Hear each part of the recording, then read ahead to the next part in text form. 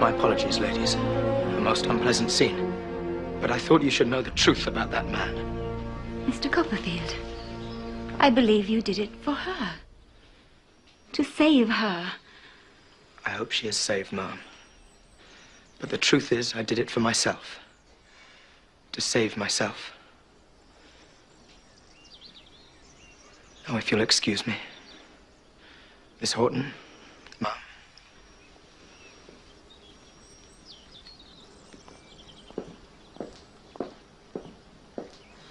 Such a very distinguished man.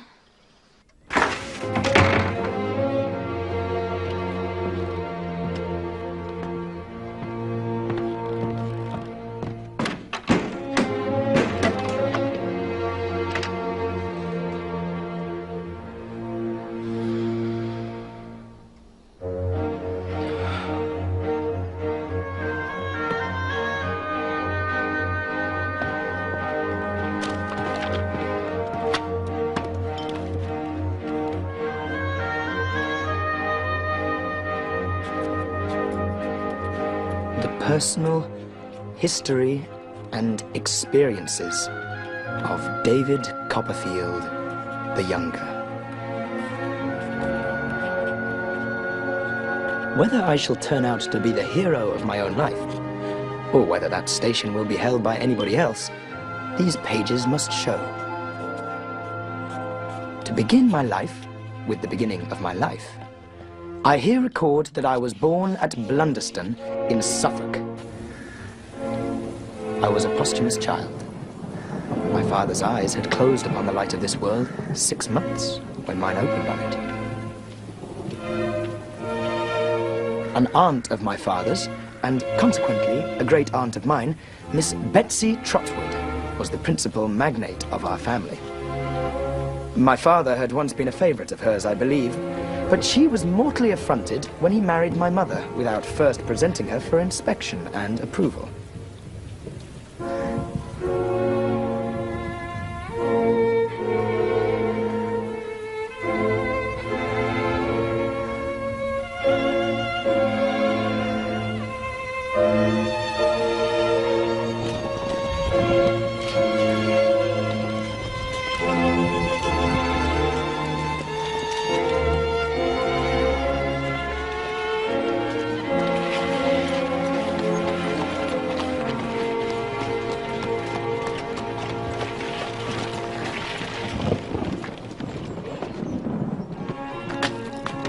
Miss Betsy and my father never met again, and she'd never seen my mother.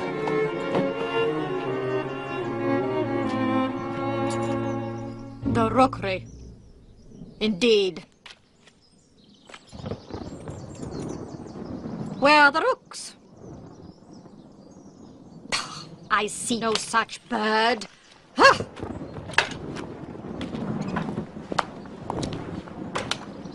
This, then, was the state of matters on what I may be excused for calling that important day.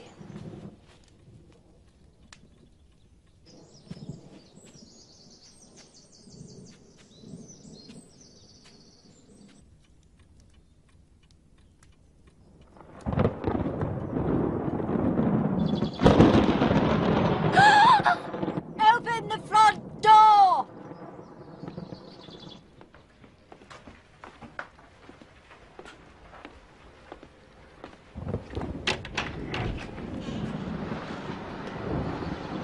Mrs. David Copperfield, I think. Yes? Miss Betsy Trotwood. You have heard of her, I dare say. I have had that pleasure. And now you see her.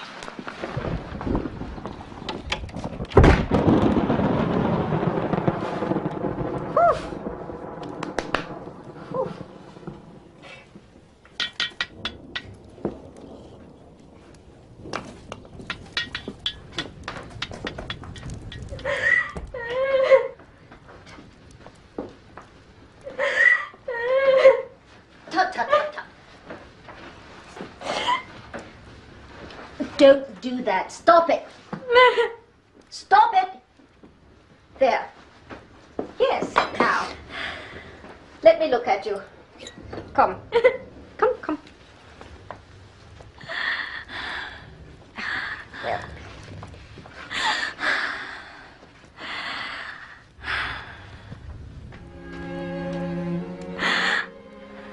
bless my heart.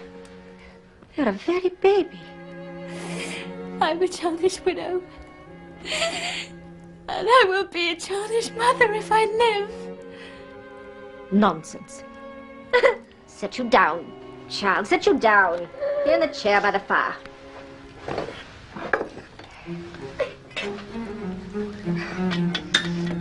The rookery, indeed.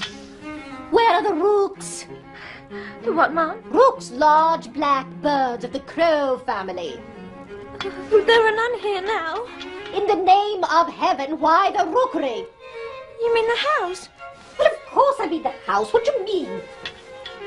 The name was Mr. Copperfield's choice on account of the old nests in the garden.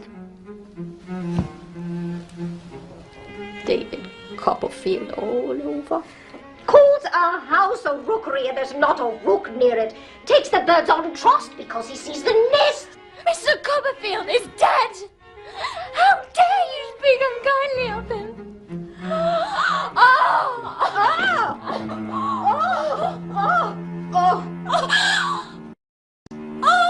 Goodness! I'm all in a tremble. I'm sure I shall die. Nonsense! What you need is tea.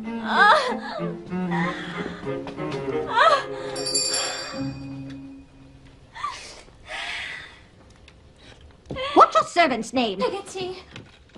Peggotty? Do you mean to tell me that any human being has gone into a Christian church and got themselves named Peggotty? It's my surname, Mum. Mr. Copperfield called me by it because my Christian name's Clara, same as my mistress. Yes, well, Peggotty, fetch your mistress a strong cup of tea. Don't dawdle.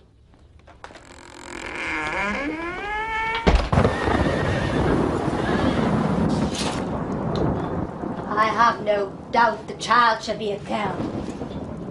Perhaps a boy. Don't contradict. I have a strong presentiment the child must be a girl. And I shall be her godmother. You will call her Betsy Trotwood Copperfield. Now, on to money matters. Has David left you properly provided for? I have this house and its contents, and a sufficient income. I think 100 a year. That seems satisfactory. Now to my goddaughter's education.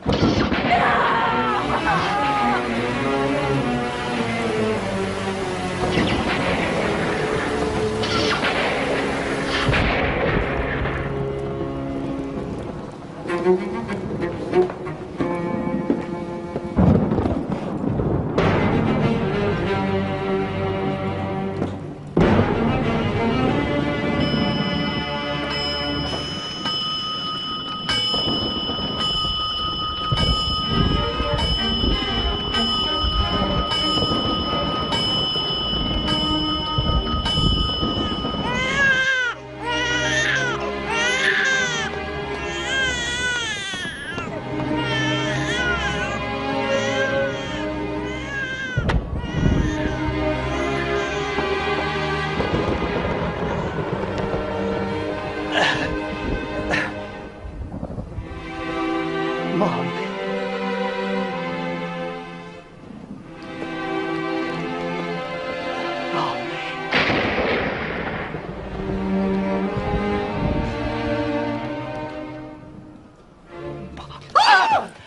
Doctor. Yes. Well?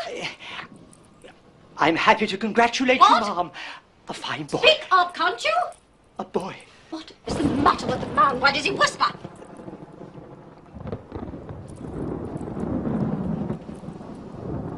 Oh. A boy. What? A boy! Impossible! I to show you, Mom. I won't dare you!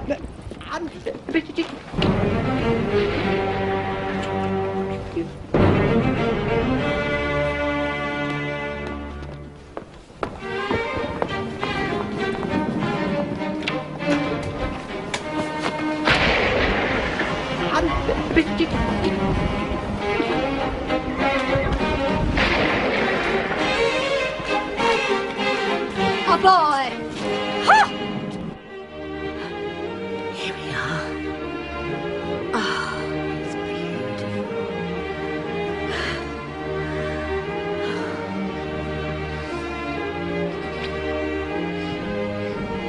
He shall be called David, after his dear father,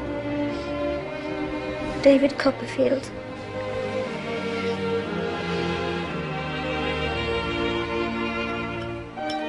Even now, when I look back on those first 9 years of my childhood, I see nothing but sunlight. Sunlight winking in the window of the parlour where my mother gives me my first lessons, or flooding the garden, glinting on her curls as she gathers fruit, riper and richer than fruit has ever been since, in any other garden. Even the old churchyard where my father lay, and where each Sunday we brought flowers in his memory, even that sad place seemed, in my childish vision, to be perpetually suffused in sunlight. Until the shadow fell. Good day, Mrs. Copperfield. Mr. Murdstone? Good day, David. I trust I find you well, my boy. He's shy.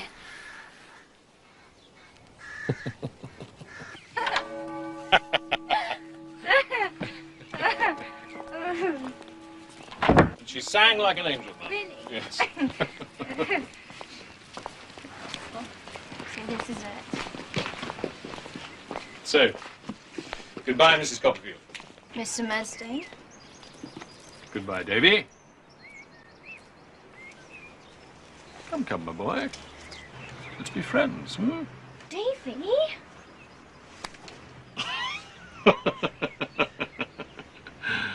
Well, that's the wrong hand, Davy.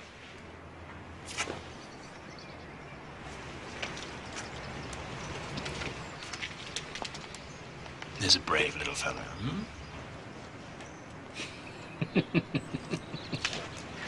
Mount.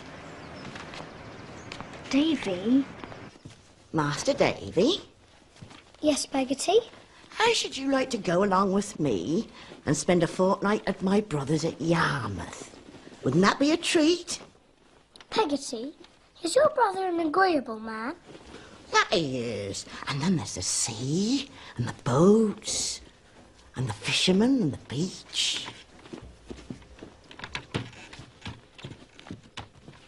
It would be a treat, but what will Mamma say? Well, as good as better guinea she'll let us go. So what's she to do with herself while we're away? She can't live on her own. Bless you. Don't you know? She's going to stay for a fortnight with Mrs. Graper. Mrs. Graper? Mrs. Graper's going to have a lot of company. Then we can go. Yes. Oh.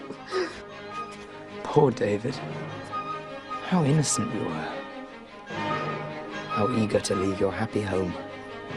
And poor Peggotty. I see the whole plot now. Peggotty was to be ambassadress for my mother and break the news to me during our stay in Yarmouth. Walk on.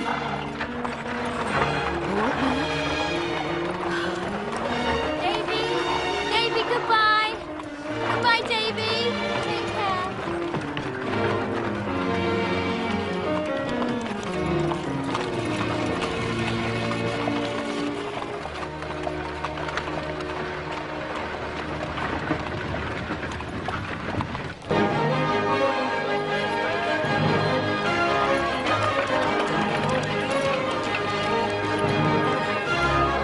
Master Davy, Isn't it a wonderful place, Peggotty?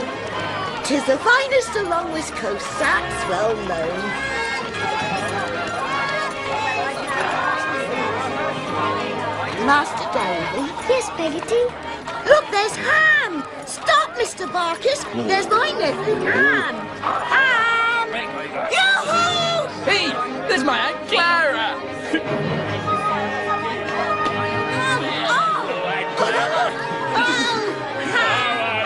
Big boy. I got my Master Davey. Hello, sir. Oh. Come and meet This is Oh, sweethearts, I believe. I beg your pardon, Mr. Barkis. No person walks with her. With Peggotty. Oh, her. Oh, no. She never had a sweetheart. Oh. Never had a sweetheart. Well, well.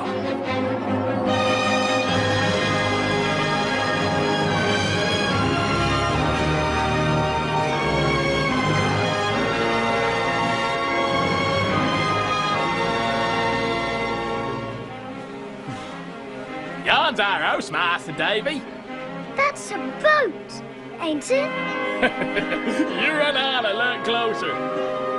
If it had been Aladdin's palace, I could not have been more charmed with the romantic idea of living in it.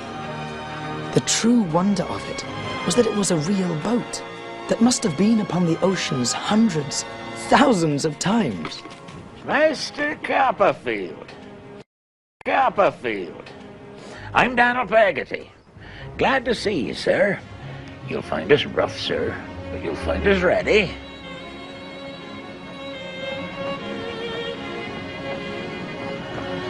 This is little Emily, sir. Emily, say hi to do to Mr. Copperfield.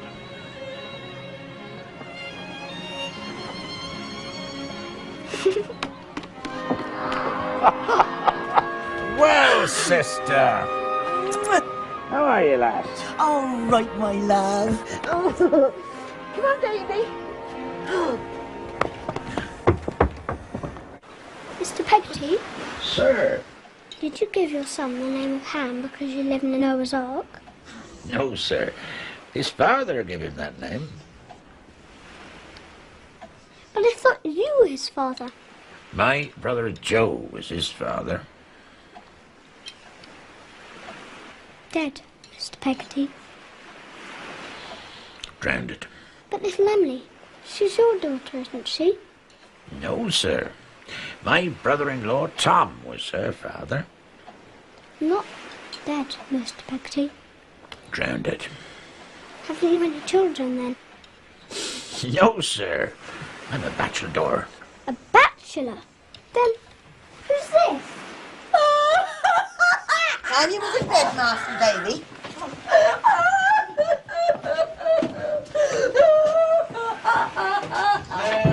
There, old girl. Her name's Mrs. Gummidge. Her man and Daniel was partners in a boat. But old Gummidge died and left her very poor. So Daniel took her in, like Ham and little Emily when they was orphaned. He must be a very good man, I should think. The best of men. To bed with you now.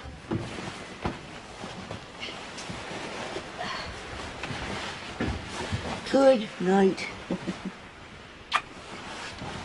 Night. Davy? Yes, Peggotty?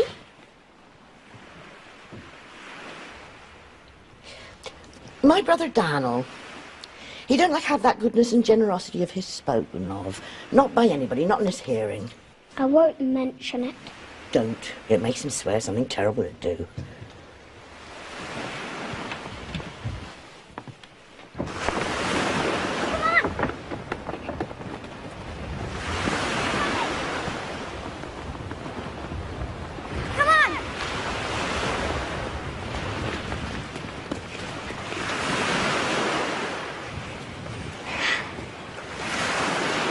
Sometimes, at night, when there's a storm blowing, I wake and I think I hear Uncle Daniel and Ham crying out for help.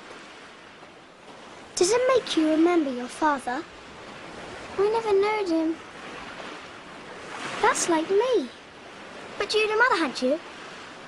I lost my mother too. Besides, your father was a gentleman and mine a fisherman, like Uncle Daniel. Peggotty said I should never mention what a good man he is. Good! If I was ever to be a lady, I'd give him a sky blue coat with diamond buttons, a red velvet waistcoat, a cocked hat, a gold watch and a box of money. Would you like to be a lady, Emily?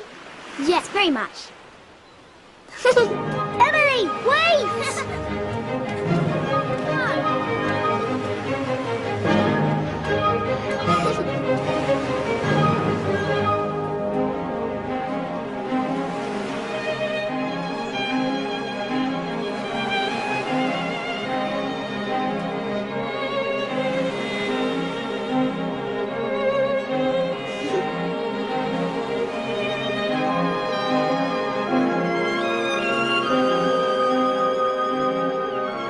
I'm sure I loved her with a greater tenderness and purity than can enter into even the noblest love of a later time of life. The days sported by us as if time himself had not grown up yet, but was a child too, and always at play. Dear Peggotty, I suppose it was because she saw us so happy and would not spoil it, that she never did carry out the commission my mother had entrusted to her. It was only when we were approaching the very gate of the house that at last she told me. Mr. Barkis, sound your horn. Please, sound your horn, then she'll come to the gate.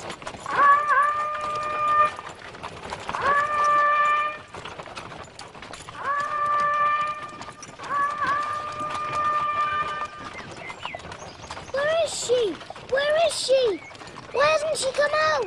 Peggotty, where is she?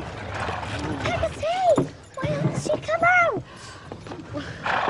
Peggotty, why hasn't she come out? Wait, Master Davy, and I'll tell you something. What?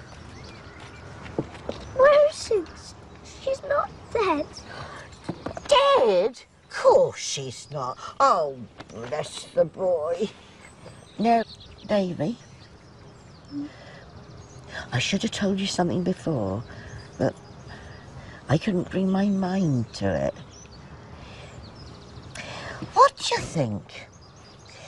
You've got a pa. A new one. Mama! Davy! Clara? My dear? Control yourself. Well, you may kiss your mother, David. Always control yourself. Well now, Davy. How do you do?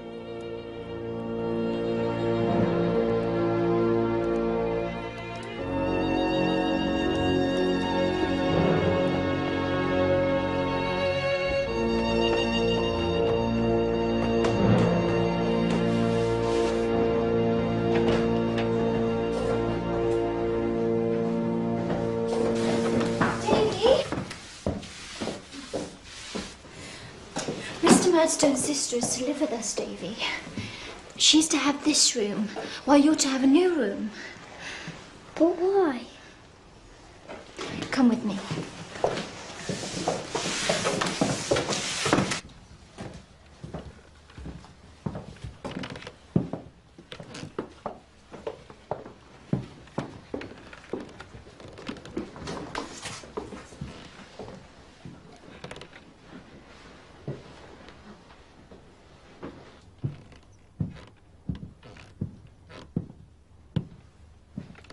Davy. Clara? What is this? Clara, my love, have you forgotten?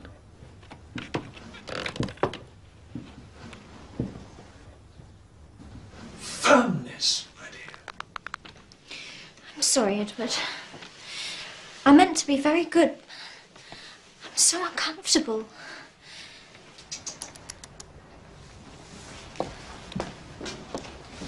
Go you below, my dear. David and I will be down in a moment.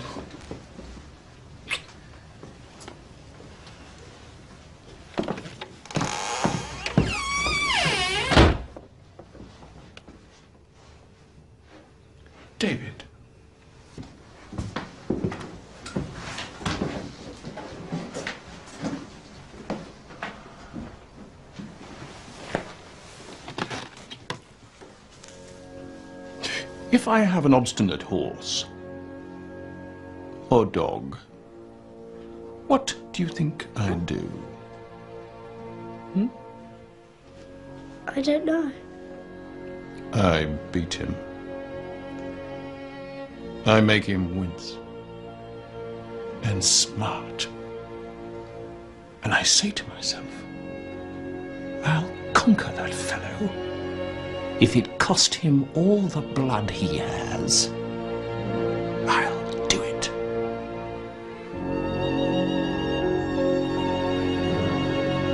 A few days later, she came.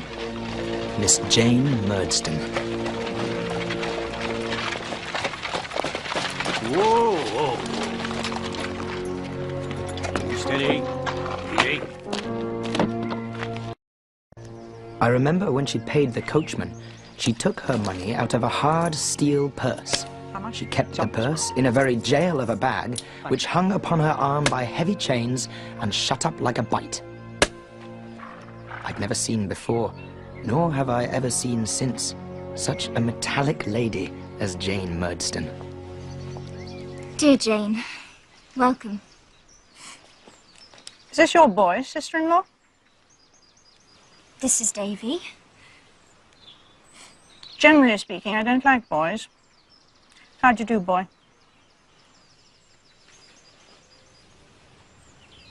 Fine, thank you, Mom.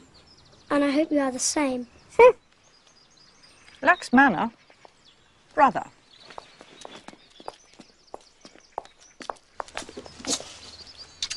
Sister?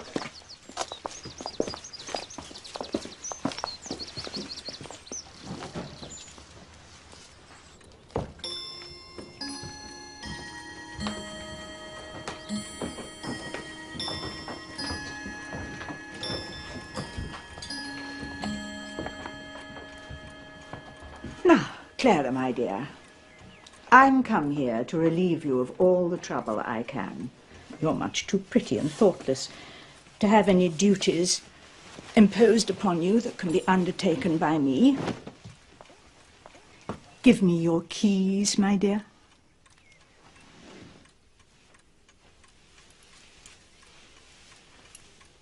Clara?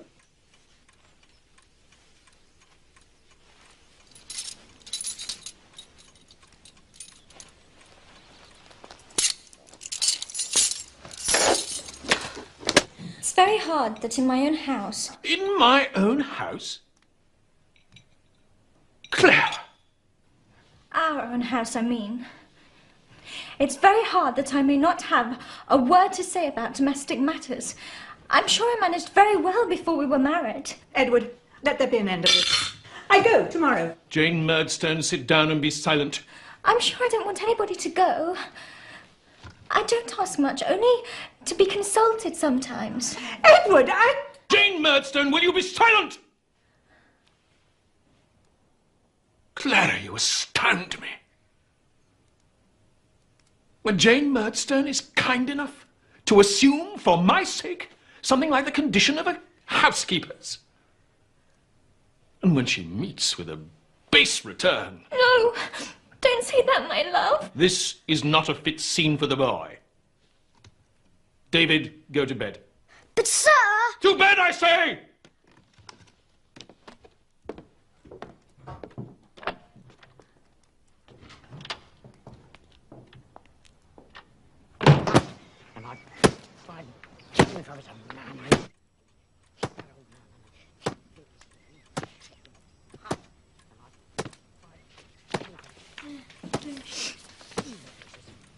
Davy. Davy? Be firm with the boy, Clara. He knows his lesson, or he does not know it. He does not know it.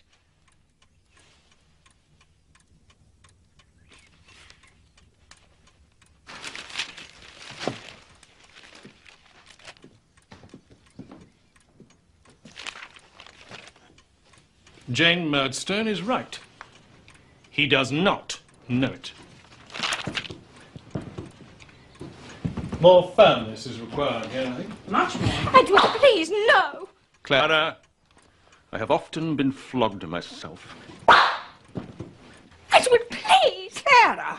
My dear Jane, Clara is greatly strengthened and improved, but we can hardly expect her to bear with perfect firmness the worry and torment that David has brought upon her with his idleness and inattention. David, you and I shall go upstairs, boy.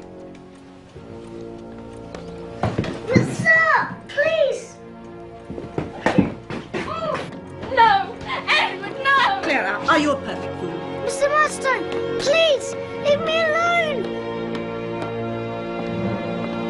Please, sir!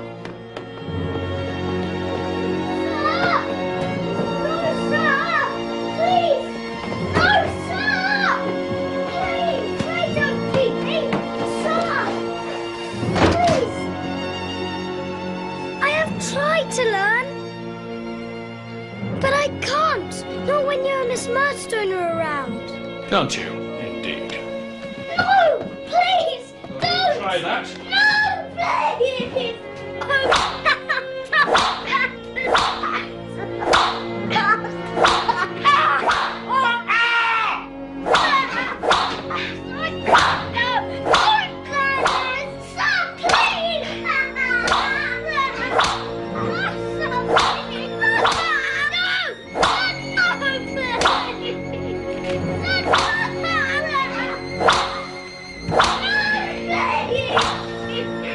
He beat me then, as if he'd have beaten me to death.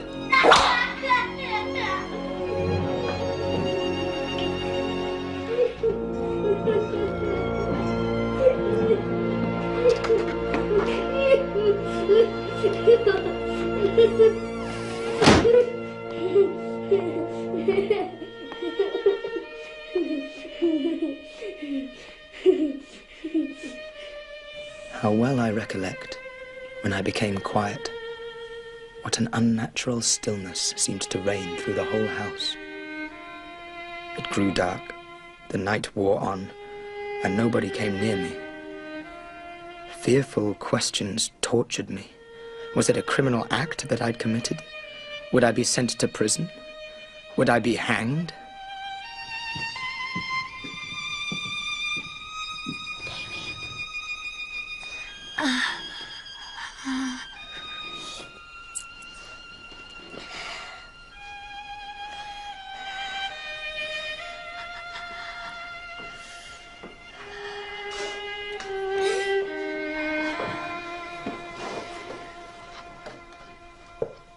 Is that you, Peggotty?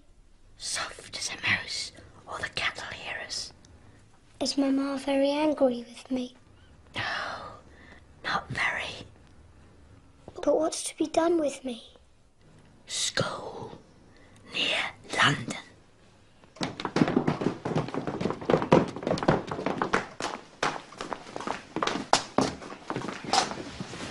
Oh, Davy. Mamma, please forgive me. Please. Clara! I do forgive you. Clara! But try to be better. Pray to be better. I do forgive you. Goodbye, my child. David! Oh, Davy. That's enough. Oh. Now that's enough. It's enough, I say. No.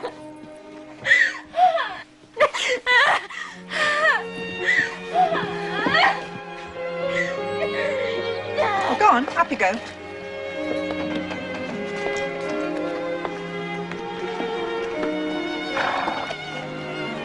I hope you'll repent, or you'll come to a bad end. Drive on.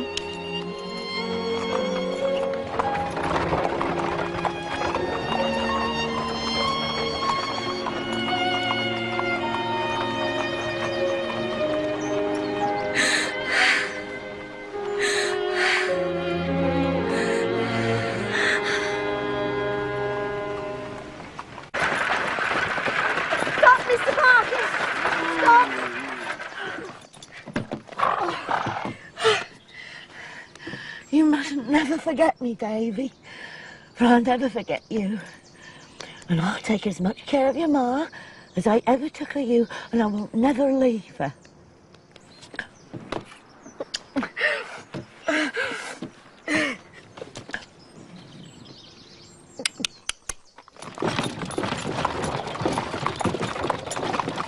Is she a good cook? Peggotty, do you mean? Aye, her. Would you like a pie, Mr. Barkis? Oh, maybe I will.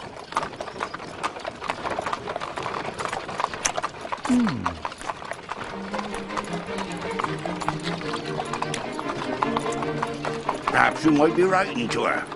I'll certainly be writing to her. Ah, well. You was writing to her.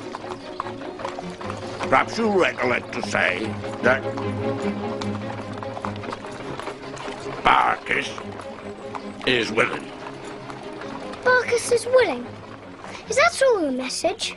Yeah. Barkis is willing.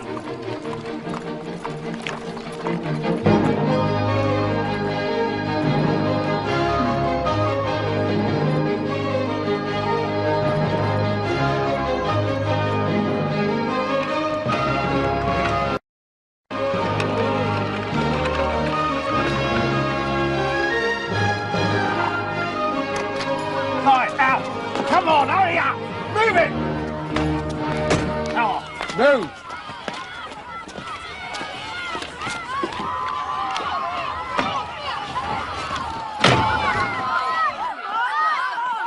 Is this the new boy, Mr. Tongue-Eye?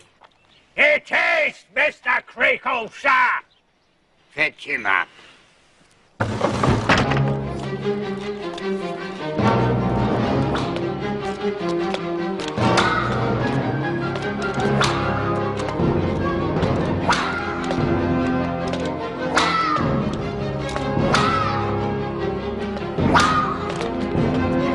Hey there.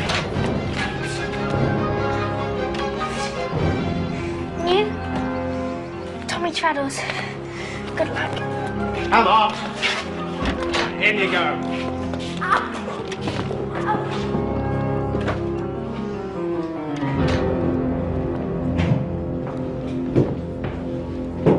So, this is the young gentleman whose teeth are to be filed.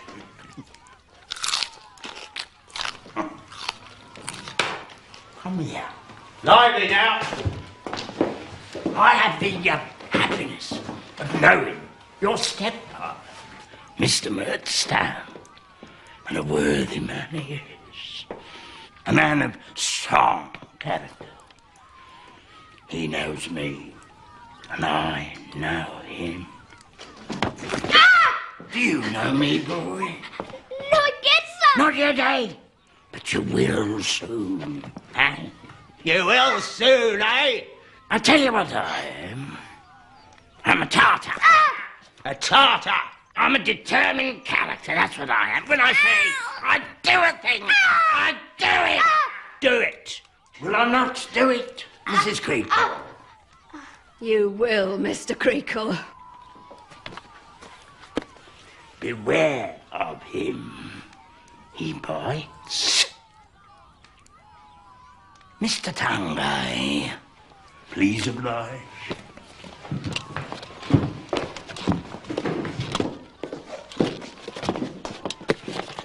It seems you're famous for biting, boys.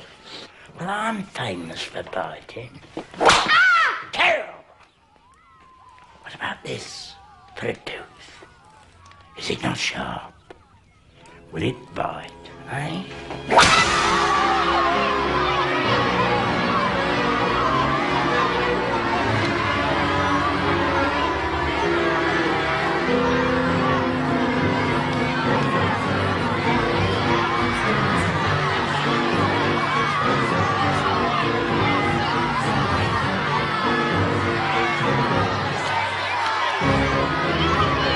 Leave him be, swines! Shut up, Traddles, you girl!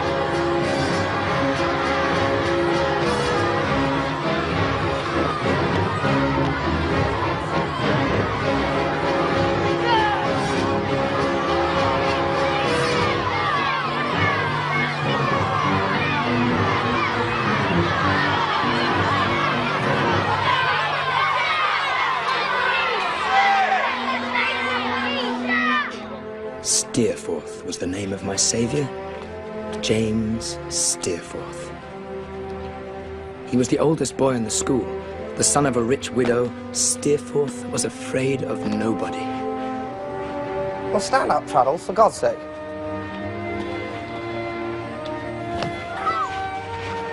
You.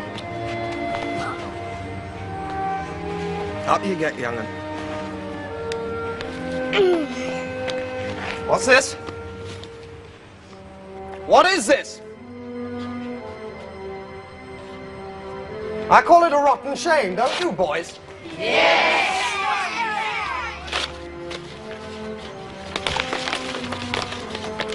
Good day, Mr. Creakle.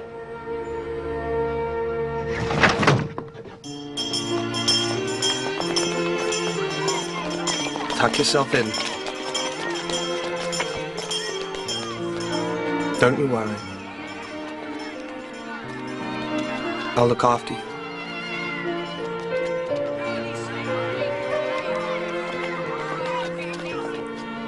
From that moment, I was bound to him by an unbreakable bond of loyalty and gratitude.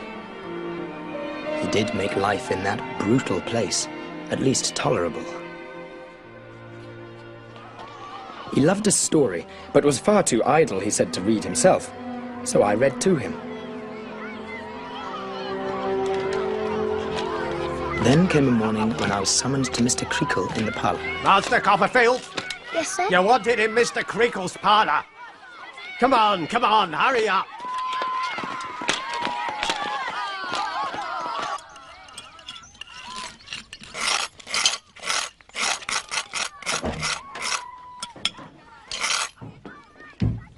Come here and sit down, David. I have something to tell you, my child. You're too young to know how the world changes every day, and the people in it pass away. But it's something we've all got to learn, David. Some of us when we're very young. I grieve to have to tell you that I hear this morning that your mamma is gravely ill. She is very dangerously ill. She is dead. Man that is born of a woman hath but a short time to live, and is full of misery. He cometh up and is cut down like a flower. He fleeth as it were a shadow, and never continueth in one day. In the midst of life, we are in death. After you went, she got more timid and frightened like. A hard word was like a blow to her. But still she would love them two downstairs, because she couldn't bear not to love anyone who was about her.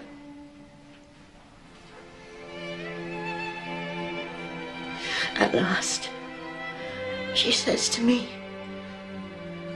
"Peggotty, my dear, lay your good arm underneath my neck and turn me to you, for your face is going far off." And she called on God to bless and protect her fatherless boy. And then she died. Like a child that had gone to sleep. Oh.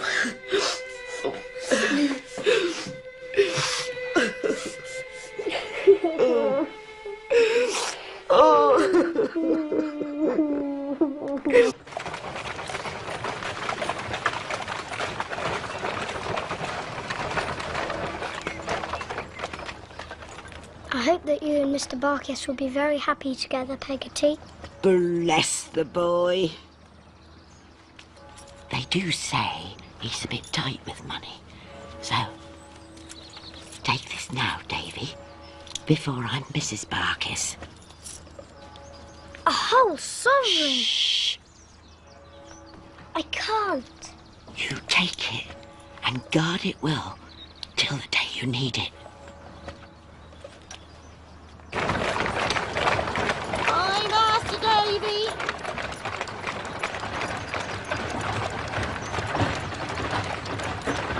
No, don't agree, don't agree. It's a waste of time. And what's more, it's a waste of money. Put it all to auction, house and contents. Lock, stock and barrel. It's quick, and you'll get your price. Come.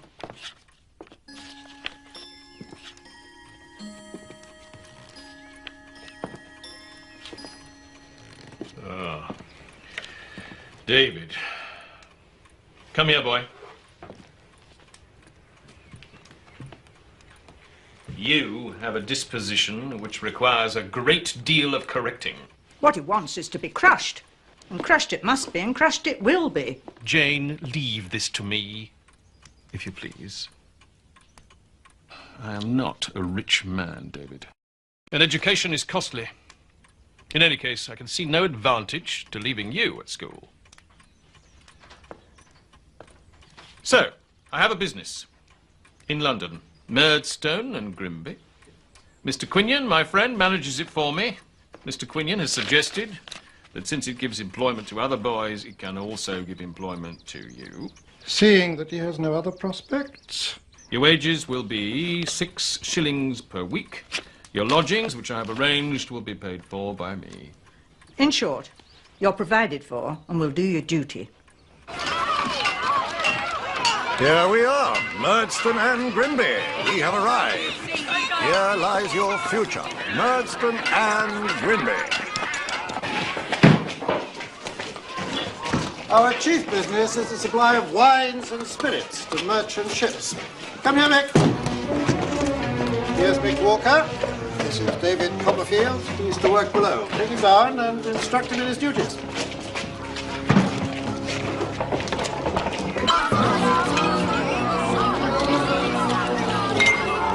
Confidentiously, not to be repeated to Mr. Q. I'm off, I am. Soon as I'm made, I'm gonna be a bargeman, like me old pa, and walk in the Lord Mayor's show in black velvet headdress, like he done. Here, Mealy! What? This here's Mealy Potatoes. He do have a name, but we all calls him Mealy Potatoes, 'cause he looks like an half-boiled spud. Do he have a name then? Copper something. Field. Copperfield. David Copperfield. Show him what he has to do. Whoa! Good luck, cocky. David Copperfield, Esquire, at your service, me lords, ladies, and gentlemen. Show us your hands. Show us your hands.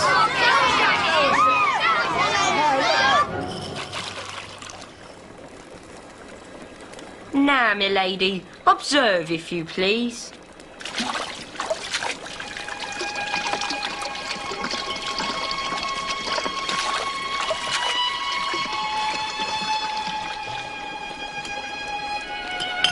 Now, you try, my lady.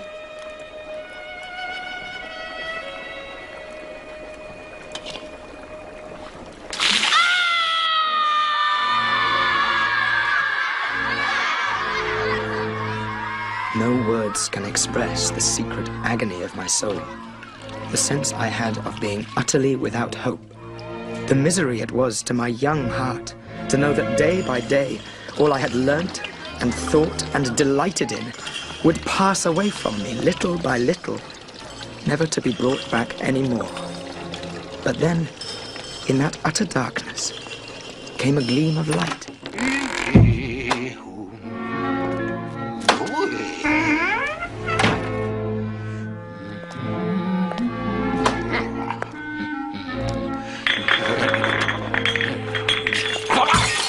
It came in the form of a stoutish, middle-aged person with no more hair upon his head than there is upon an egg.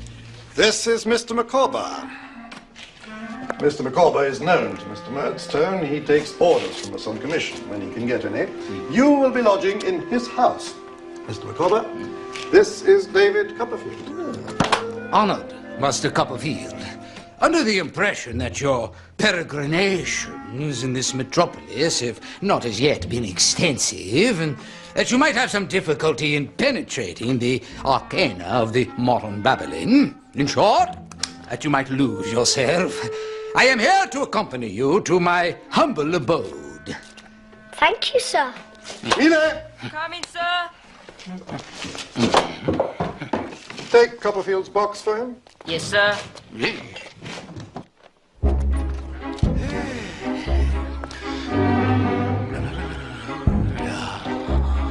Stop! Micawber! Stop! This way, Stop! Master Copperfield! Stop! Pay no attention! Pay me! I'll have the law on you! Stop! Master Copperfield, if there is one great universal truth to be discovered as we journey through this vale of tears, it is this. Annual income £20, annual expenditure £19, 19 and 6. Result, happiness. Annual income £20, annual expenditure £20 and 6 pence. Result, misery. Open this door and pay your debt, sir!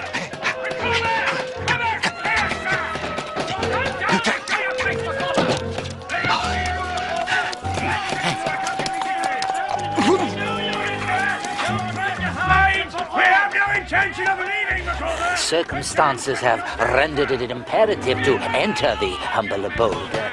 We will not say surreptitiously, but discreetly and circuitously. In short, by the back door. Go! Mr. Micawber, go! I have a bill to pay!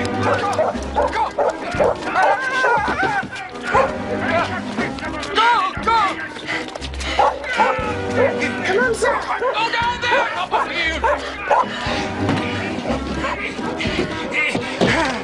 Here, will you do the honors, Master Copperfield? Go, go!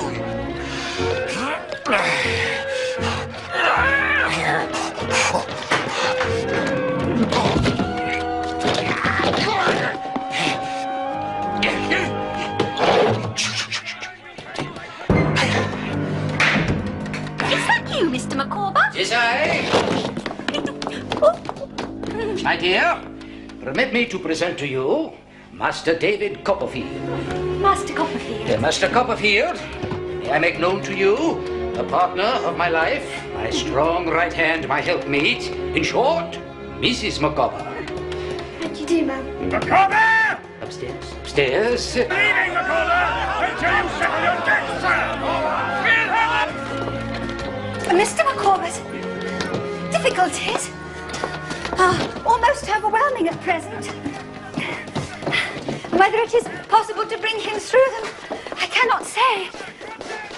If Mr. Micawber's creditors will not give him time, then they must take the consequences. And the sooner they bring it to an issue, the better. Is Mr. Micawber great friends with Mr. Murdstone, ma'am? Friends? I would hardly say friends. A mere commercial acquaintance. Blood cannot be obtained from a stone, and neither can anything on account be obtained at present from Mr. Micawber. Oh.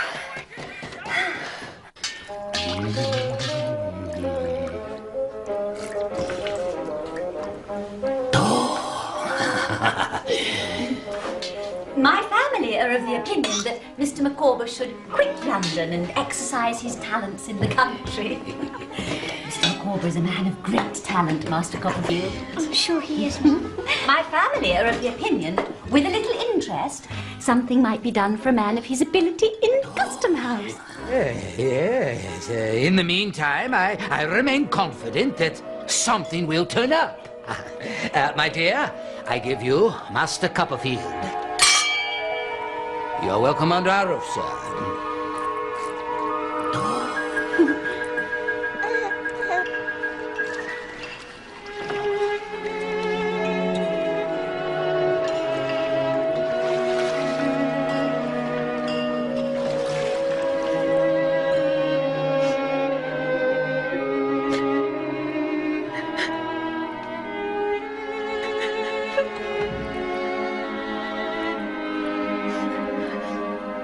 Forgive me, Mum. If I can assist you in your troubles, Master Copperfield, bless you for that.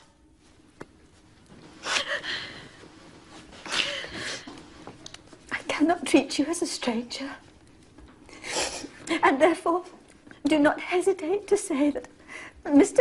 Micawber's difficulties are coming to a crisis. I'm very sorry to hear that, Mum.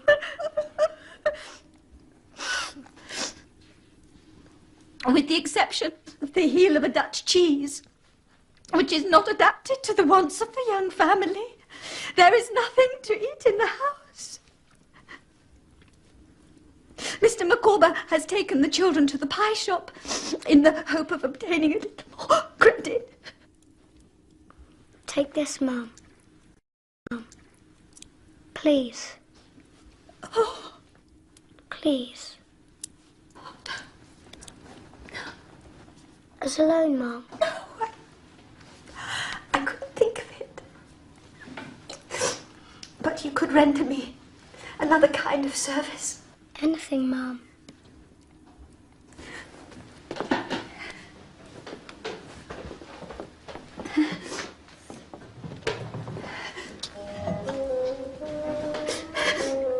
They were my dear papa's. Mr. Micawber's delicate feelings would never allow him to... Pawn them, Mum. Well, let us say, rather, dispose of them. And such transactions are too painful for me. But if I might ask you, Master Copperfield... Anything, Mum.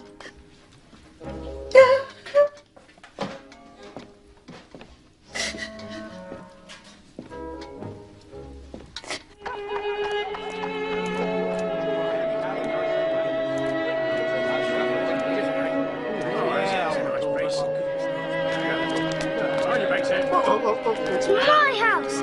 I live there.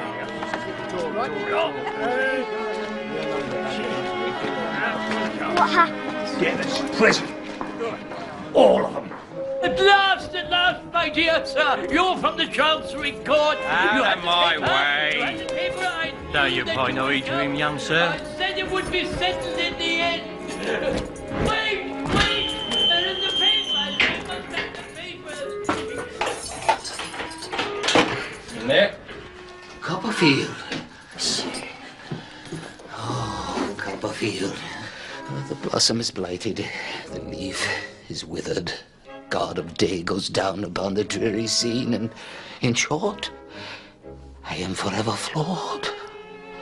I never will desert you, Mr. Micawber. I am my angel. He is the father of my children.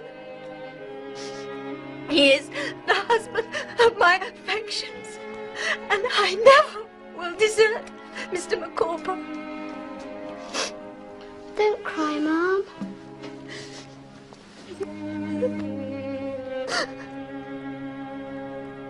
I went to the pawn shop as you asked. What?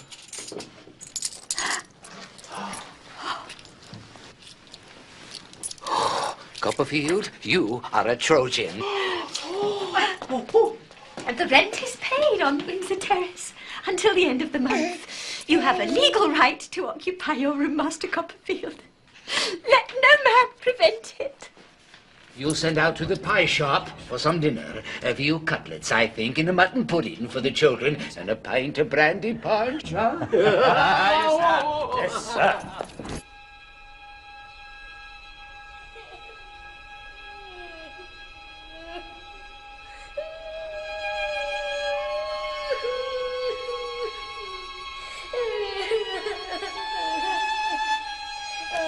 To add to the daily miseries of my own existence, I was now haunted by the awful fate that had befallen Mr. Micawber and his family. I imagined them shut away forever in that dismal prison, the children growing up pale and thin like the roots that sprout from a potato in a dark cupboard.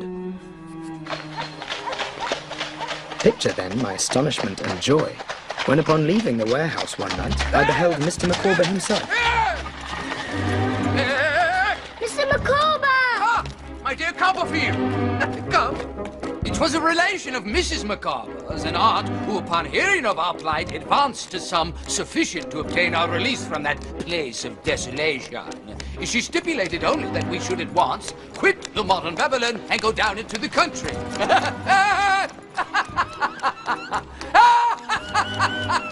All aboard! Thanks to my aunt, we are safe for the moment. But we could not quit the metropolis without taking our leave of you, Master Copperfield. Your conduct has always been most delicate and obliging. You have never been a lodger. You've been a friend. All aboard!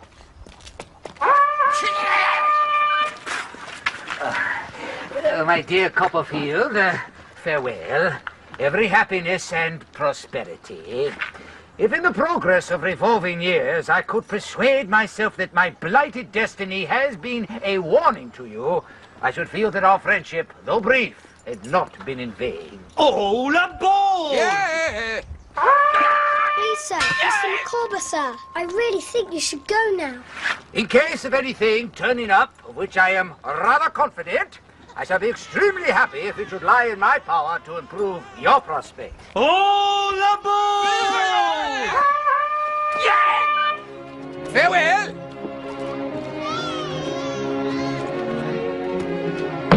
Goodbye! Goodbye! Farewell now! An aunt. It was Mr. Micawber's mention of an aunt that recalled to my mind that legendary figure of my own family, Miss Betsy Trotwood. An aunt. An aunt. This aunt of yours, you say she lives down the coast? Near Dover. Dover, eh? That's far away. I've got money enough for the journey.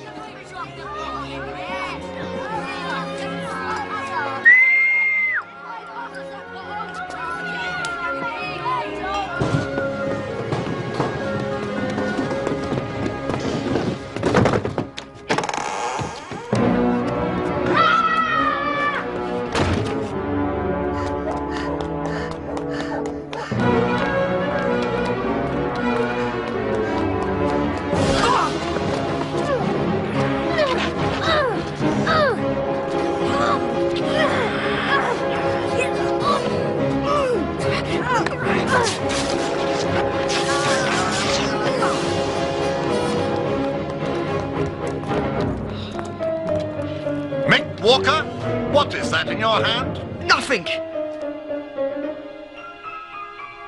Nothing indeed. How many days I was upon the road from London to the Kent coast, I could not now say with any degree of accuracy. I had no coat to my back, my shoes were soon kicked into holes, and my entire worldly capital consisted of 3 halfpennies which were stolen from me by a tinker's boy. I remember a general sensation of my belly hollow and groaning from hunger, and of the way ahead appearing to stretch into infinity. When at last I reached my aunt's cottage, my state was pitiful indeed. To this hour, I don't know whether my aunt had any lawful rights over the patch of green in front of her cottage, but the one great outrage of her life, demanding to be constantly avenged, was the passage of a donkey over that immaculate spot. Donkeys! Donkeys! Donkeys! Donkeys! Oh, stop with you! My pa'll have the law on you. You see if he won't. Fiddlesticks! Go on! Off! Go on! Off! Go away! Off! Go on! Mom! Mom! Go away!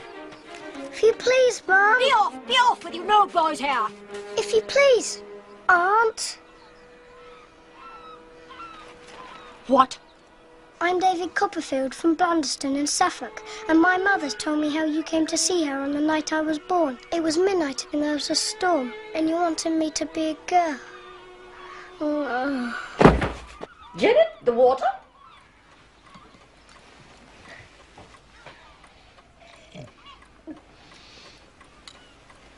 Janet, the tonic.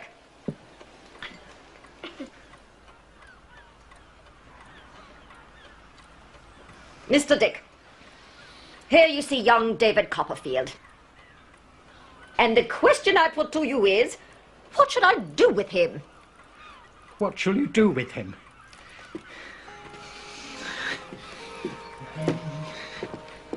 Oh, do with him?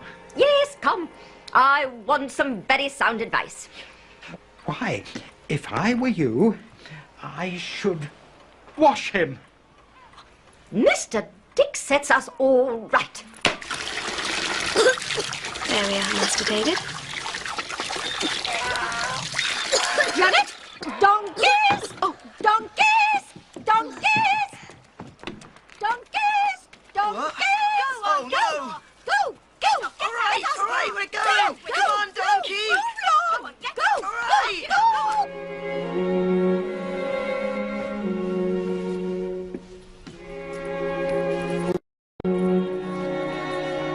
Good night, Aunt. Yes, yes, yes. Good night, good night.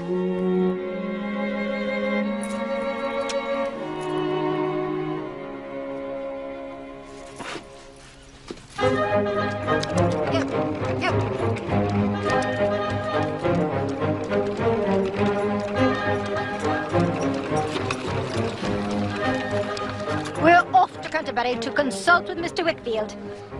How's this for a kite, Davy? There's plenty of string, you see, and when it flies high, it carries my words far, far away. That's my manner of diffusing them. We'll be home well before dark.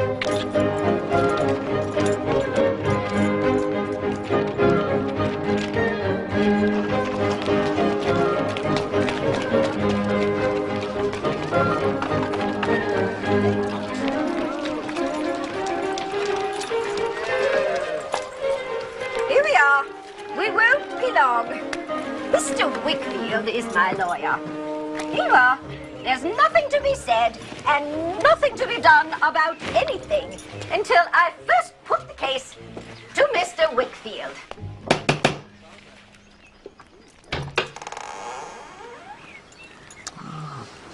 Good day, Miss Trotwood. Is Mr. Wickfield at home, Uriah Heep? He is, Mum. Go on, go on.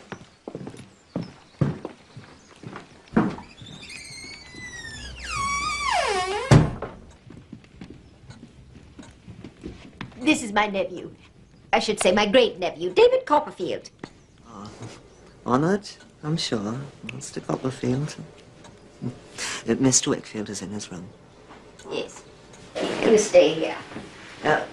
Master Copperfield is welcome to wait in my room, if he should care to.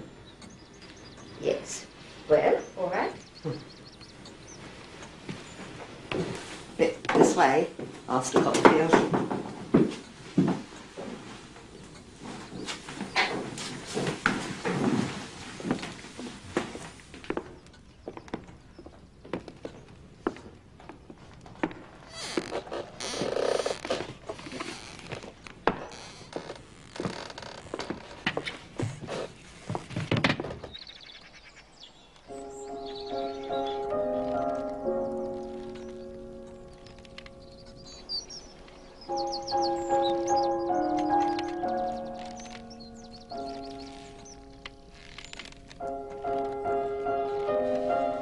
That is Mr. Wickfield's daughter, Agnes.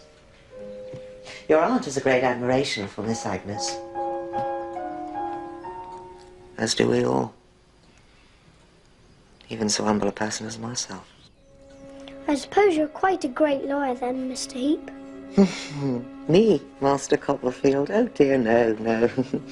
I'm the very humblest person going, Master Copperfield. My mother likewise was a very humble person. My father's former calling was humble. He was a sexton.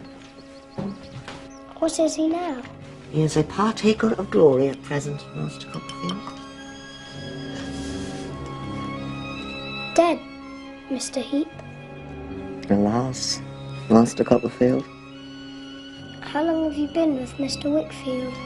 Going on 4 years, Master Copperfield. I thank you for the inquiry. I expect you'll be a partner in the business one day, Wickfield and Heep. Oh no, Master Copperfield. I'm far too humble for that.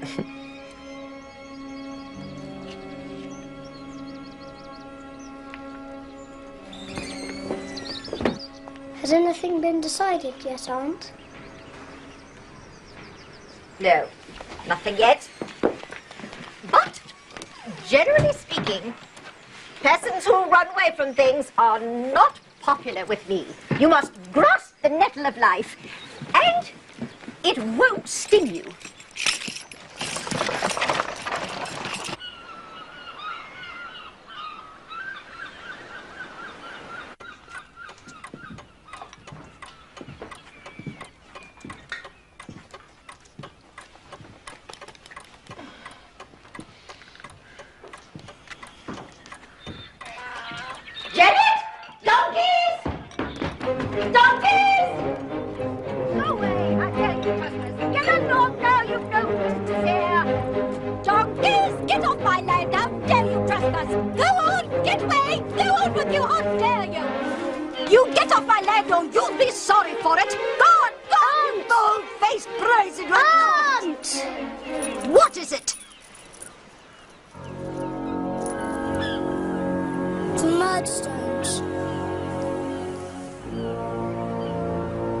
Miss Trotwood, this unhappy boy has a sullen and rebellious spirit, a violent temper, and an untoward and intractable disposition. Of all the boys in the world, I believe this is the worst boy. Strong? But not at all strong for the facts, ma'am. I am come to take him back, ma'am. To take him back unconditionally. To dispose of him as I think proper, and to deal with him as I think right. Really? I must caution you, Miss Trotwood. If you step in between him and me now, you step in forever. What? I will not trifle. Is he ready to go? For if he is not, my door will be closed against him forever. And I take it for granted that yours is open on the same basis. Oh. Good Lord. David? Are you ready to go? Please, Aunt. I beg of you with all my heart, please don't make me go with him. Oh. Mr. Dick, what shall I do with this boy? Have him measured for a suit of clothes directly. Mr. Dick, give me your hand. Your common sense is invaluable. Yes, it is. Don't think I don't know what kind of life you must have led that poor, unhappy Mr. Ratted baby, his mother. Smirking and lurking, making eyes at her, I'll be bound, as if you couldn't say boo to a goose. I never heard anything so elegant in my life. Miss Trotwood, if you were a gentleman... Oh, stuff and nonsense. Don't talk to me. What a choice of words. And as for you, madam, let me see you ride a donkey across my green again, and as sure as you have a head on your shoulders, I'll knock your bonnet off and tread on it. I never heard anything like this person in my life.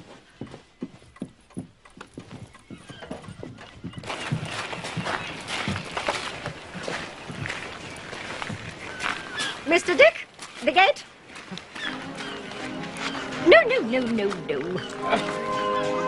Mr. Dick, consider yourself guardian to this child, jointly with myself. Guardian? Jointly? Delighted. It's very well. I've been thinking I might call you Trotwood. Trotwood Copperfield. How would that suit you?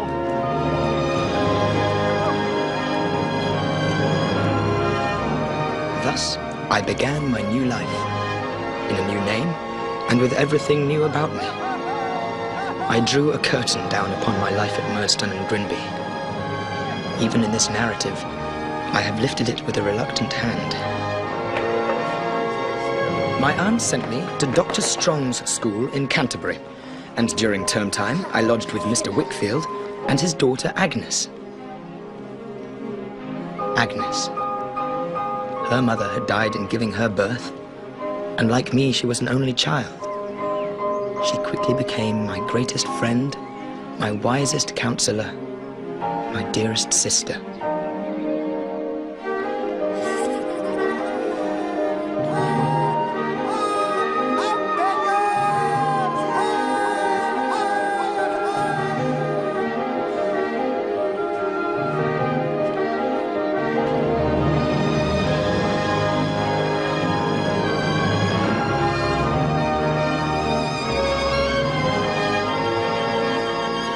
So the years passed.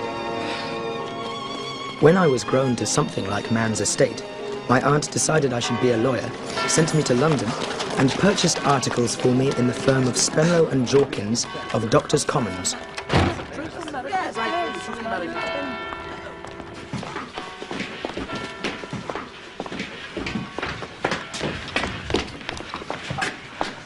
Ah, Copperfield. Excellent. Come in. Come in.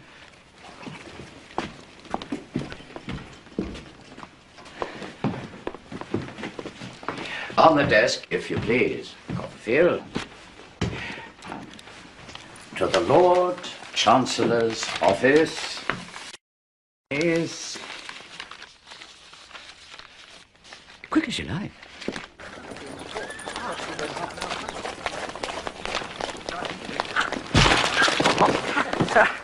I'm terribly sorry. My dear sir, I do apologise. No, it was my fault, absolutely.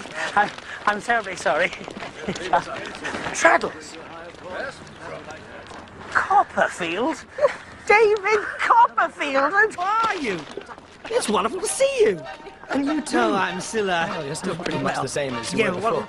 well, I know it was Tommy Traddles indeed, my old school friend. Oh, what an incredible surprise. My aunt had found lodgings for me in Buckingham Street and made me a modest but sufficient allowance. And as I was about to take a short holiday, my employer, Mr. Spenlow, had invited me to pass a night at his country house. Handsome, eh? Fletcher versus Fletcher. A dispute between two cousins over a boundary.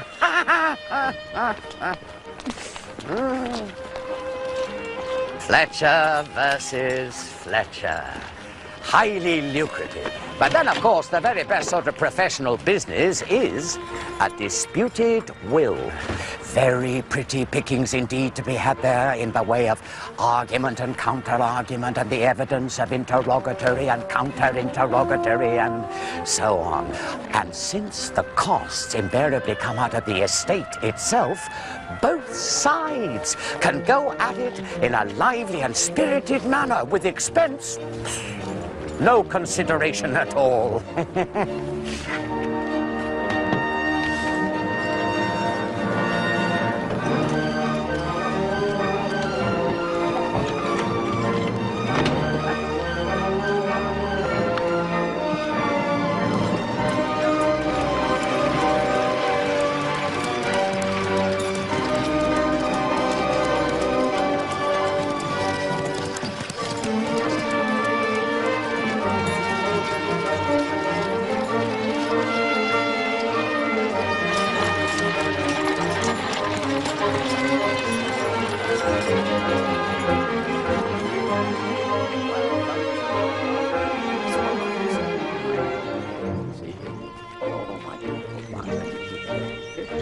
Absolutely remarkable house, Countess. Of course, it's a privilege.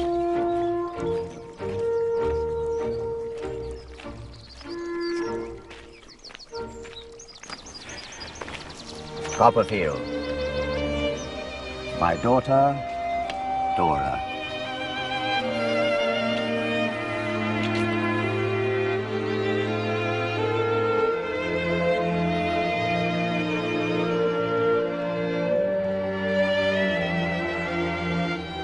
I was swallowed up in an abyss. There was no pausing on the brink, no looking down or back. I was gone headlong. I loved Dora Spenlow to distraction. And then...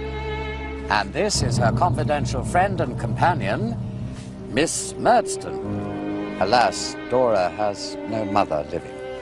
I'm already acquainted with Mr. Copperfield. It was in his childish years. Circumstances have separated us since. I should never have known him. How she enchanted me. I was lost in blissful delirium, but not quite lost. There was still that spectre hovering.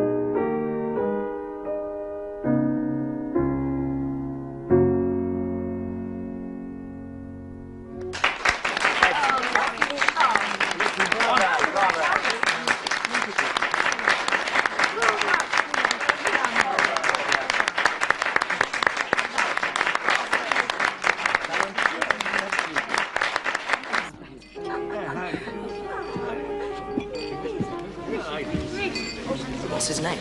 Excuse me, my dear, but I must take you away to introduce somebody very kind to me for you.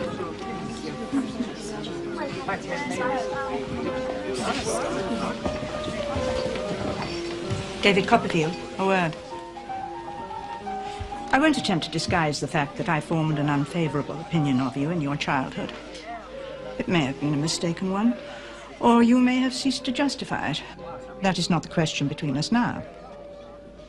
I may have my opinion of you. You may have your opinion of me. But it is not necessary that those opinions should come into conflict. It would be better if they did not. Let us therefore meet here as mere distant acquaintances. Do you agree? I said I would return, Mr. Copperfield. Are you and Miss Murdstone talking over old times? Old times?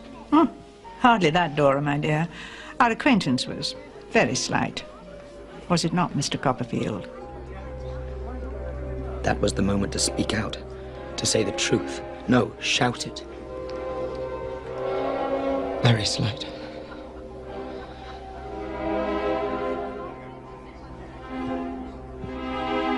There was triumph in her eyes, and contempt.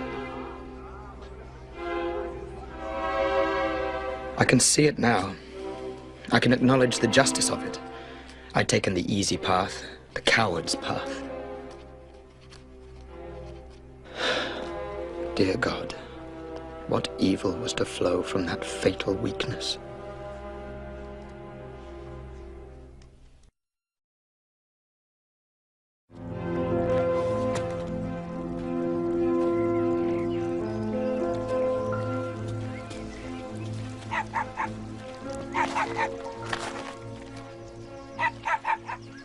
Good morning, Mr. Copperfield. Ah, Miss Spenlow, I'm surprised to see you out here so early. It's the brightest time of the day. Don't you think so? It's bright to me now. A moment before, it was not so bright. Do you mean a compliment? Or has the weather changed? I'm not aware of any change in the weather. You've just come home from Paris, I believe. Yes. Have you been there? No. Oh, you should go. You would love it so much. Do you travel a great deal, Mr. Copperfield? Well, I'm going down to Yarmouth in a day or two to see old friends. Yarmouth is quite on the coast, is it not? Yes. Miss Spenlow. Dora! Dora! tiresome creature. I can't think why Papa chose such a vexatious thing to be my companion. Dora? It is very disagreeable having such a gloomy old person always following one about. Here, perhaps you should say something to your father. I wouldn't dare. Your father wants you. Hurry now.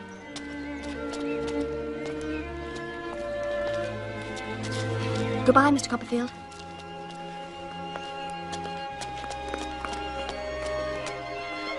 Remember, we meet here as mere distant acquaintances. The past is buried. I barely heard her. Mr. Copperfield. My head was full of Dora. Dora. Mr. Copperfield. Dora. Dora. Do you hear me, Mr. Copperfield? I returned to my lodgings in town in a sort of trance. I made some attempts to work at the book I was writing, but it was no good, because in every sentence the word Dora would inadvertently appear. At length, I determined to seek distraction at the playhouse.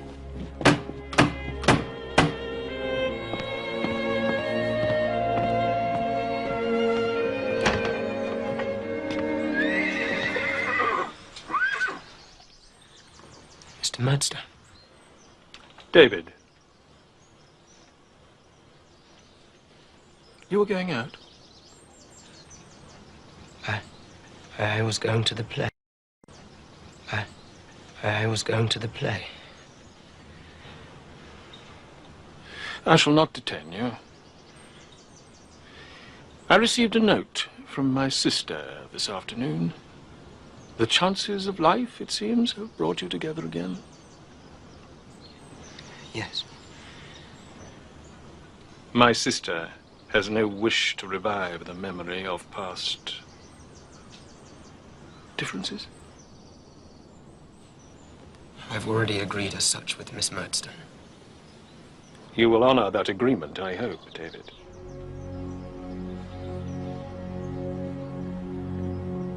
You may imagine that you have much to tell of her, and of me, to our detriment. But equally, we have much we could say about you. Can you think that I would wish to resurrect the past, Mr. Murdstone? It is far too painful to me. Then I shall detain you no further.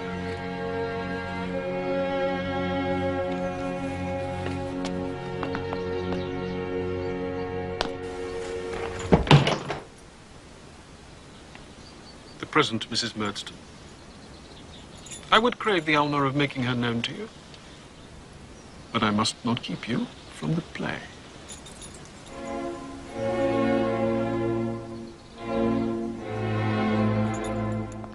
That pale, forlorn figure haunts me to this day. I knew what her life was. I knew how he was crushing the spirit from her as he had done to my poor mother. I wanted to speak, but I dared not, and knew not what to say.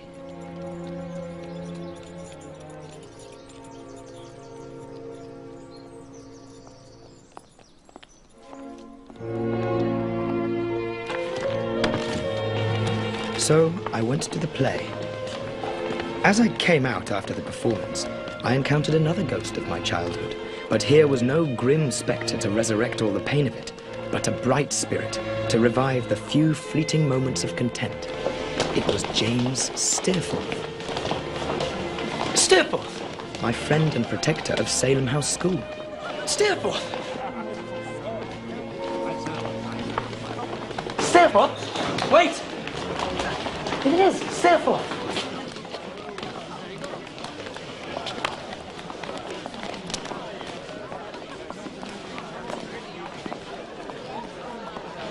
You don't recognize me, I'm afraid. Oh, my God, it's little Copperfield. Well, you're just what you always were now I look at you. You're not changed in the least. My dear Steerforth, I never was so glad. I'm overjoyed to see you again. Well, what the devil are you doing here? I was at the play. What a delightful and magnificent entertainment. My dear young Davy, you're a daisy. The daisy at the field of sunrise is not fresher than you are. I thought it was the worst play I ever saw in my life. It was a perfectly miserable business.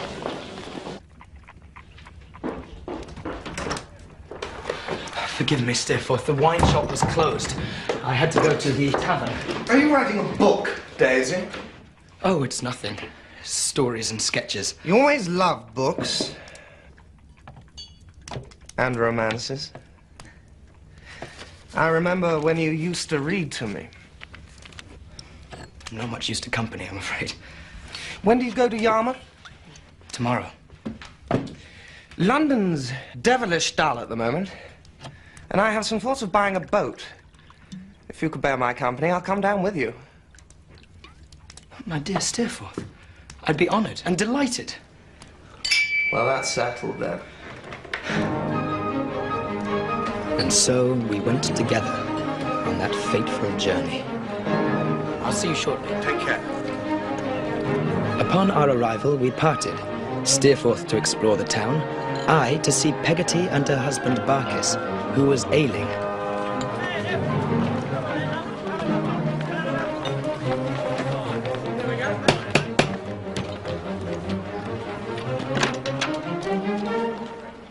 Davy!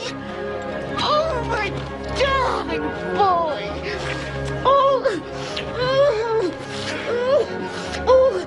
Oh, let me look at you.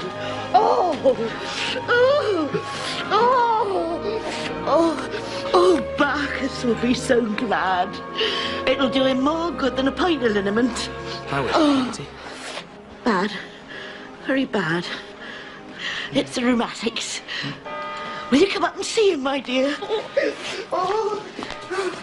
Well, Barkis, here's medicine for you.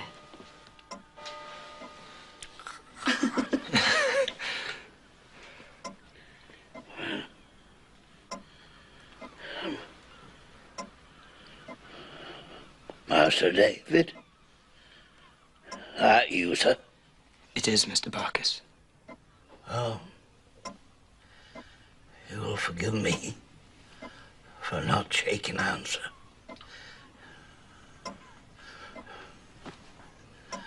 But if you was to shake the tassel of my nightcap,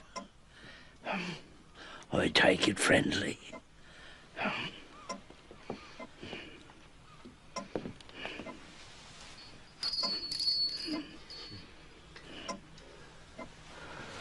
I'm sorry to see you like this, Mr. Barkis. Well, I'd be sorry for myself, sir. If it weren't for a certain lady.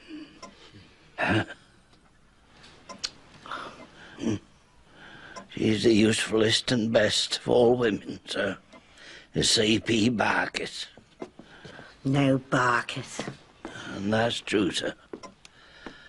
That's as true as turnips is. It's as true as taxes is. And nothing's truer than them.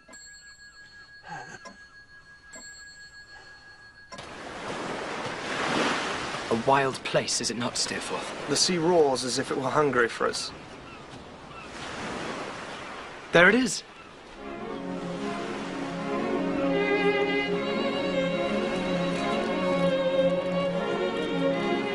It's little Emily.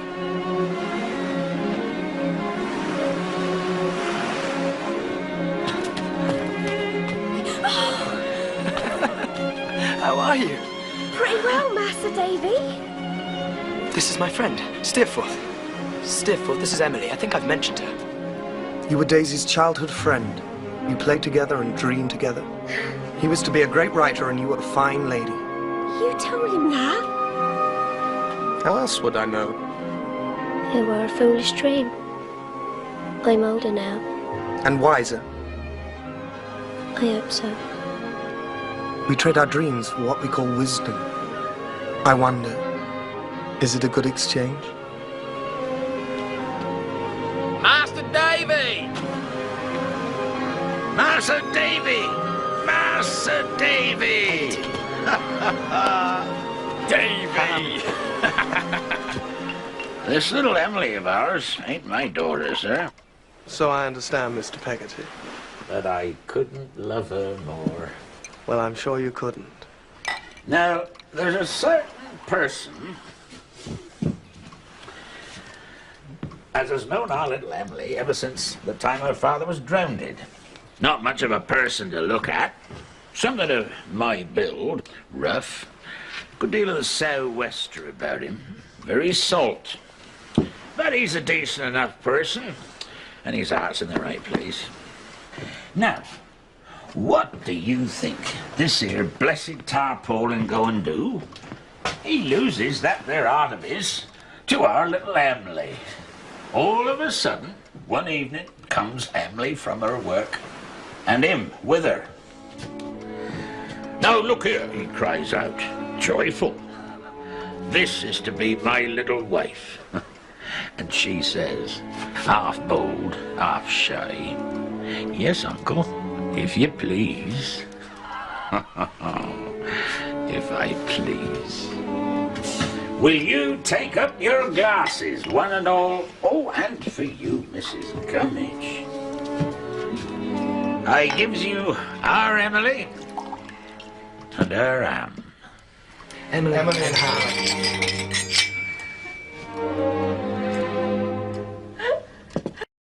Most engaging little beauty, Emily. He's a rather chuckle-headed fellow for her, though, isn't he? Still, it's a quaint place. They certainly are quaint company. And it's quite a new sensation to mix with.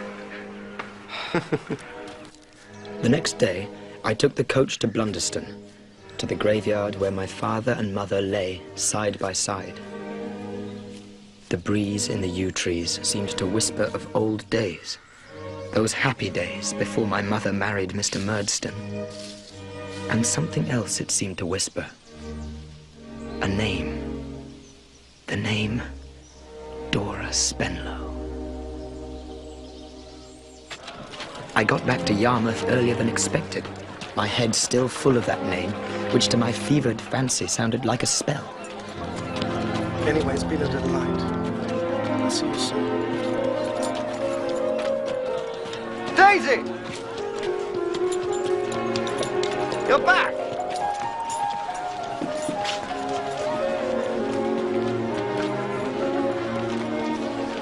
We met by chance in the street. Charming little creature. Pity she never had an education.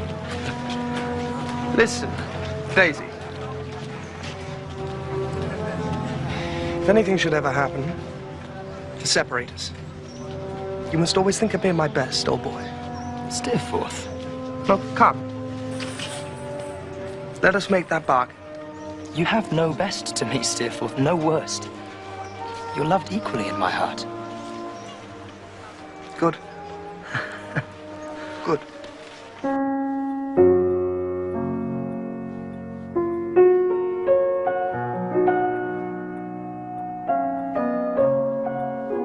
Do you like music, Mr. Copperfield? It's very beautiful. Miss Spenlow. I like this piece very much, but it makes me so sad. Dora. My dearest, dearest Dora. I love you. I've loved you every minute of every day and every night since I first saw you, Dora. I'll die without you. Don't kill me. Say you love me too. Say you'll be mine. I can't marry without Papa's consent.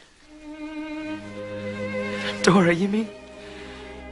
Dora, my beloved. Let's go now and ask him. No, that's too soon. Once you're established in the law. But that could take years. And I'm dying of love for you. We must be careful. Papa would get cross. I know he would.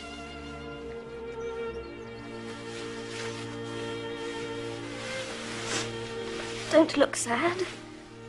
We will meet often. And you may write to me. I may. But in secret, always in secret. You must address your letters to my maid Hetty.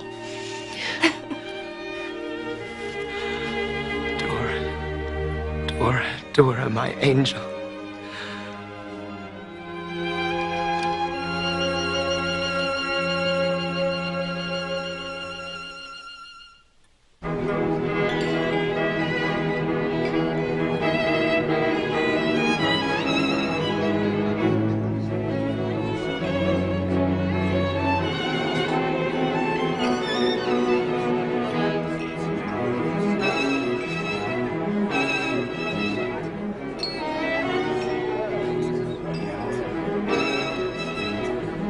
Good evening, Mr. Wickfield. David, this is Mr. Waterbury.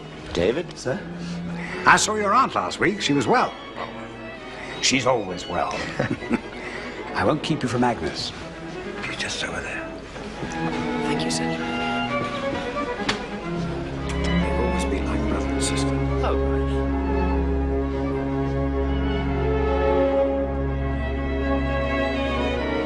right. Excuse me. Trotwood. Agnes, how good it is to see you again. Now, I must have your news quick, Trot, before we're interrupted. First, how do you like Doctor's comments? Second, are you still writing that book of yours?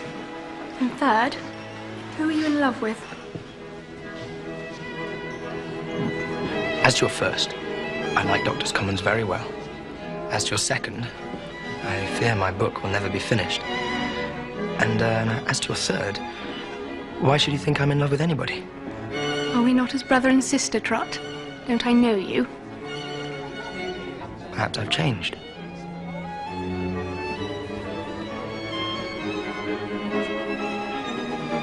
Why, Trotwood, I do believe you are in love. But certainly you may not give yourself over to it till you have finished your book. Why do you say you never will? It's a hopeless jumble of stories and sketches. Is there not some common theme? Well, yes. What? Modern life. My idea is to turn them into a novel. I know not how. Well, then don't. Let them stand as they are. Call them sketches of modern life. But there aren't enough to make a book. Write some more. Ah! Master Copperfield. Oh, well, Mr. Copperfield, I should say. Uriah Heep? Only the other comes so natural. Yes, how are you? Oh, honoured indeed, sir, to be noticed by you in such company. I mean, so many great stars of the legal firmament. One is quite crushed by a feeling of extreme humbleness. My father. Oh, look! Unwanted, it seems. If you will excuse me, Master. No, Mr. Copperfield. What the devil is he doing here? Papa has made him his partner.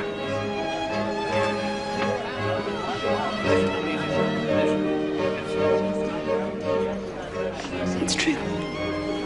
But how? Why? He's mastered my poor father's weaknesses, fostered them, taken advantage of them until...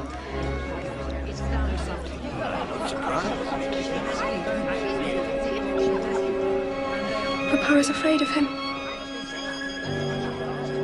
For my sake, for Papa's sake, be friendly to Uriah. I must take her from you, Trotwood.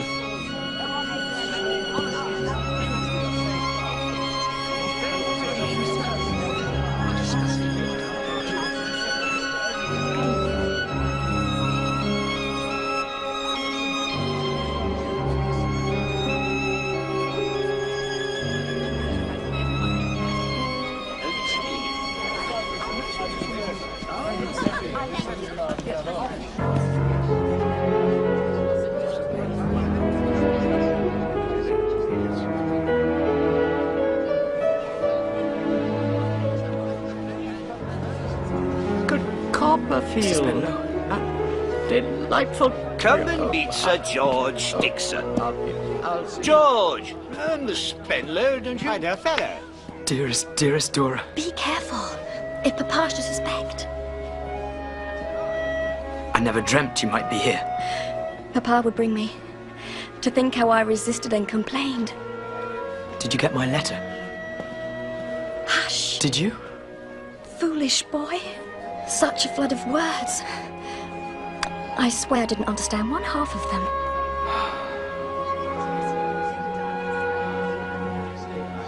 Trot? Dora, Miss Spenlow, may I present Miss Wickfield?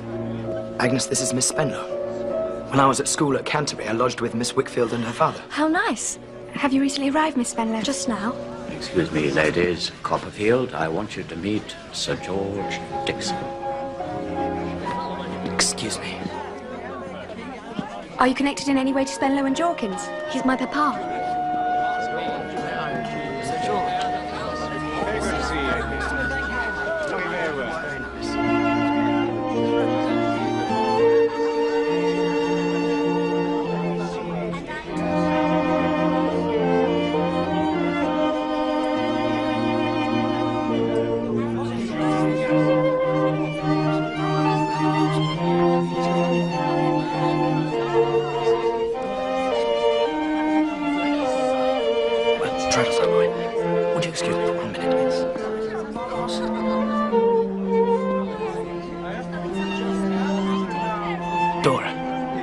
How did you find Miss Wickfield?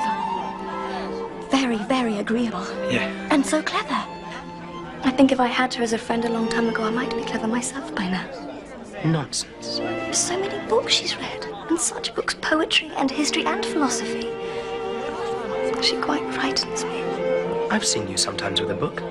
But only some foolish romance full of dukes and diamonds and doomed passion. I wonder how you could ever fall in love with me. How could I see you and not love you? I suppose you've never seen me at all. I suppose we'd never been born.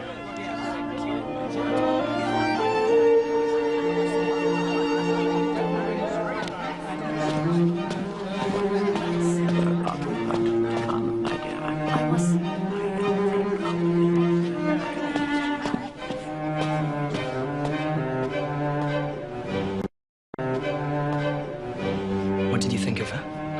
Of Miss Spenlow? And you say you're not in love, Trot? What did you think of her? Does her father know?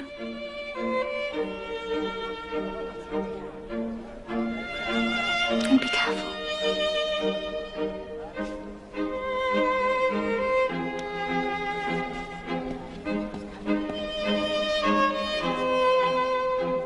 Master Copperfield! Oh, Master Copperfield! Oh, what a wonderful party! Except you and I had hardly any chance to talk. You have heard something, I dare say, of the change in my circumstances. Yes. What a worthy man Mr. Wickfield is. Oh, but he's been imprudent.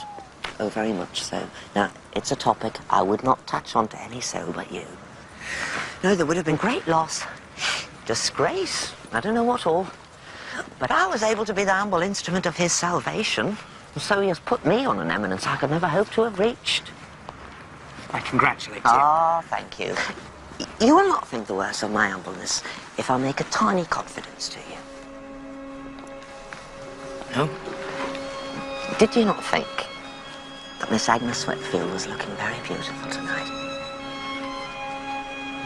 Yes, I did. Oh, thank you. Why thank me? Well, that is the confidence that I take the liberty of reposing. Now, humble as I am, Master Copperfield, the image of Agnes Wickfield has been in my breast for years. Oh, Master Copperfield, with what a pure affection do I worship the ground my Agnes walks on. Have you made these feelings known to her? Oh dear, no. Not to any soul but you. Well, she's very young still. And there's no rush at present. And I have to work my way upwards. There will be time presently to make her familiar with my oats. As opportunities offer. I go this way towards the city. I go that way. Oh, then we part here. If you'll have the goodness to keep my secret, not in general to go against me, I'll take it as a particular favour. Look, You are as a brother to the Master Copperfield. We wouldn't wish to make unpleasantness. Well, I'll bid you good night.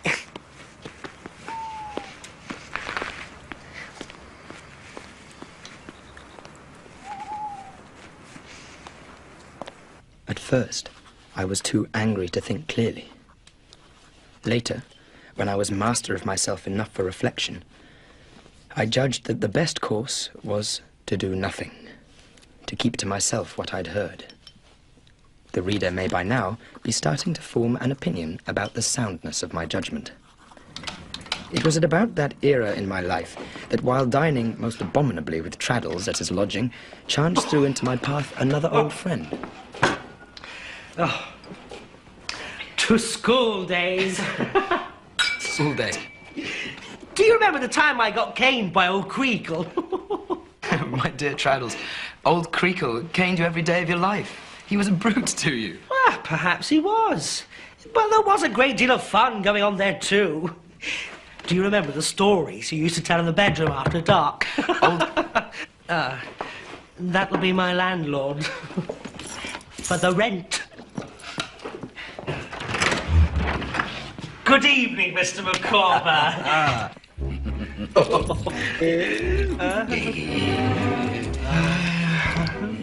Mr. Micawber, how do you do? Well, sir, you are exceedingly obliging. I am in statu quo. Mrs. Micawber? She is also, thank God, in statu quo.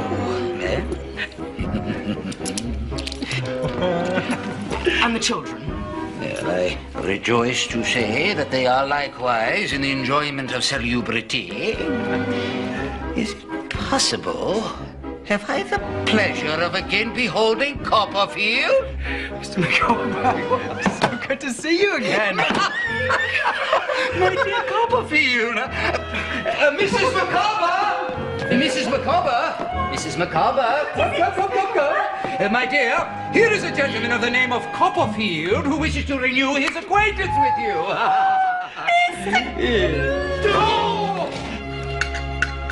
Oh, my dear Copperfield. Oh, this is luxurious. This reminds me of a period when I and mine were in easier circumstances. Circumstances difficult, Mr. Micawber? Until recently, I was engaged in the sale of corn upon commission. It was not an avocation of a remunerative description. It did not pay, Mr. Copperfield. Mr. Micawber is at present without any suitable position or employment. Where does that responsibility rest? With society. What Mr. Micawber has to do is throw down the gauntlet to society and say, in effect, show me who will take that up. Let the party immediately step forward. How is this to be done, exactly? By advertising in the papers. It appears to me that what Mr. Micawber has to do in justice to himself, in justice to society, is to advertise in all the papers. Yes.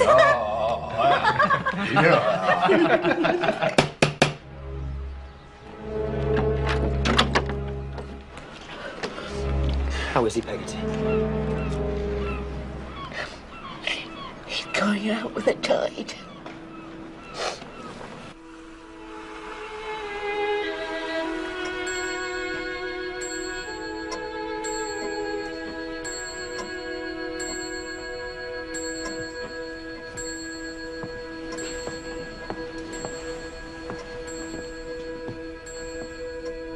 It is, and what? Something. He's come to himself.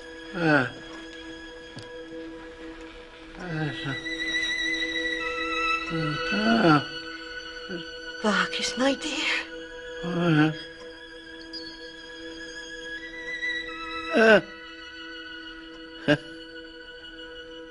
C.P. Bacchus. No better woman anywhere. Look, here's Master Davy.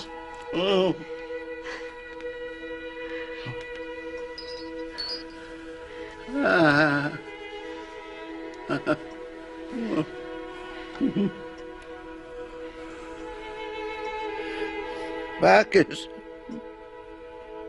is willing.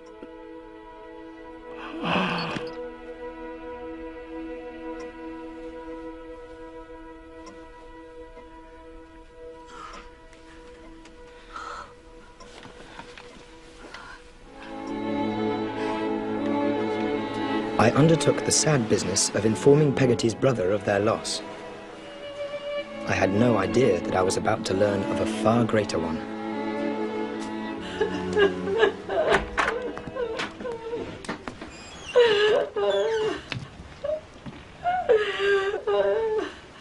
Ham?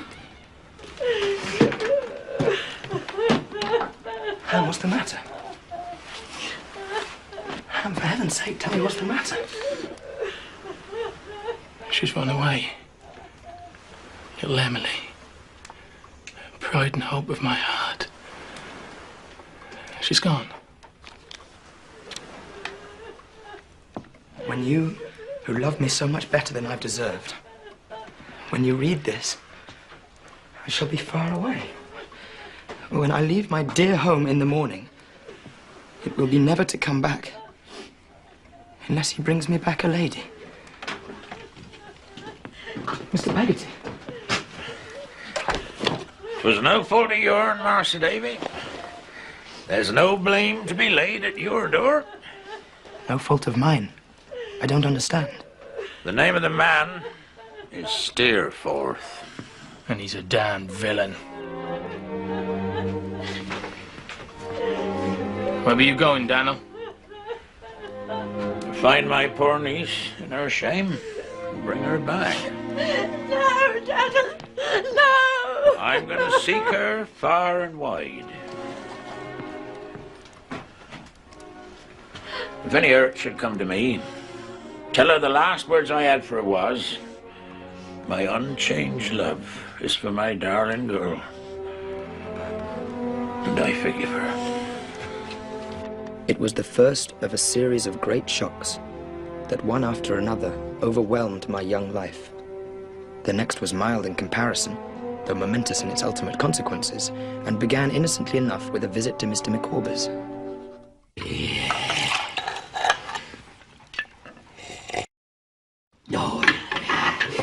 My dear friends, you may possibly not be unprepared to receive the intimation that something has turned up. I am about to establish myself in one of the provincial towns of our favored island in immediate connection with one of the learned professions. You therefore find us on the brink of migration and will excuse any little discomforts incidental to that position. My family may consider it a banishment, if they please. But I am a wife and a mother, and I never will desert Mr. Micawber. I consider it no sacrifice to immure myself in a cathedral town. You're going to a cathedral town? To Canterbury. I have entered into arrangements by virtue of which I stand pledged and contracted to Mr. Uriah Heep. Uriah Heep?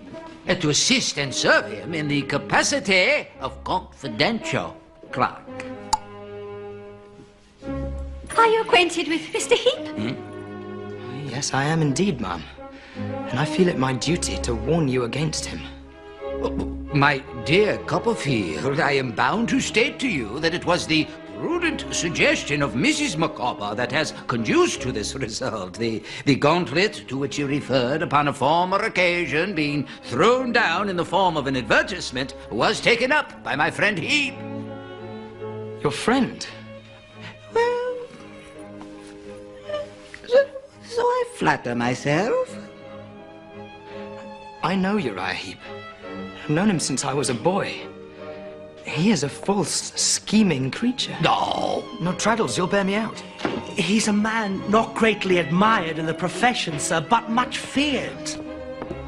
These are opinions to give one pause, indeed, but certain pecuniary engagements having been entered into upon either side, grave difficulties must be anticipated in any attempt by me to extricate myself from. In short... Mr. Heep has settled all our tents, Mr. Copperfield. There can be no going back. The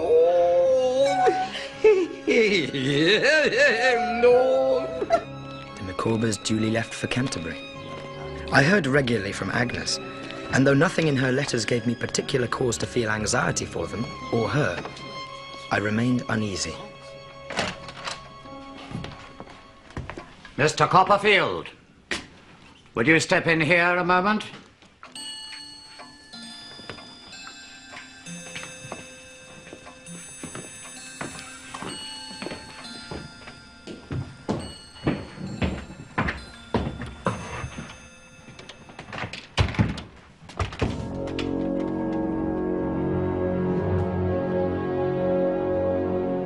Mr. Murdstone. Miss Murdstone? David? Miss Murdstone, have the goodness to show Mr. Copperfield what you've shown me.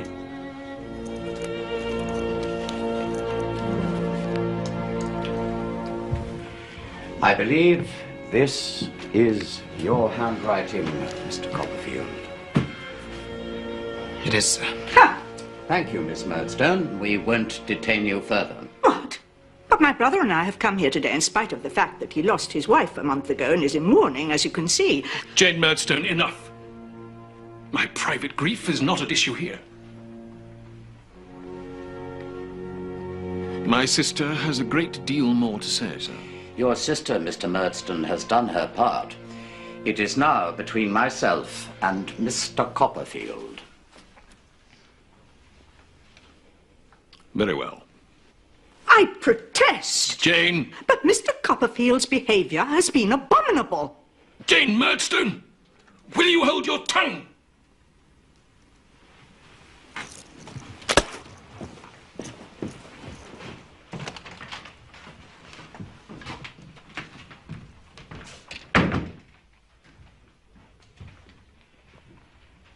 Well, Mr. Copperfield, have you anything to say?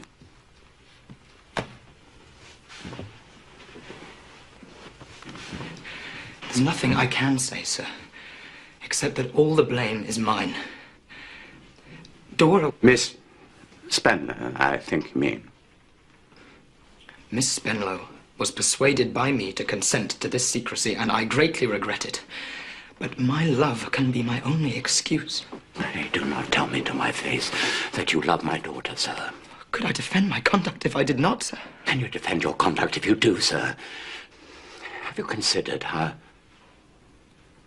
young my daughter is, how young you are, what your prospects are, how many years it must be before you make a penny out of the law?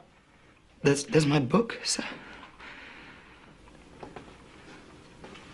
Book? I've written a book. It's with a publisher. I may get a good price for it. Such an extravagant notion, Mr. Copperfield. One hardly knows how to proceed. Consult your friends, relations, people with some experience of the world. See what advice they give you. In the meantime, you are not to communicate in any way with my daughter. Is that agreed?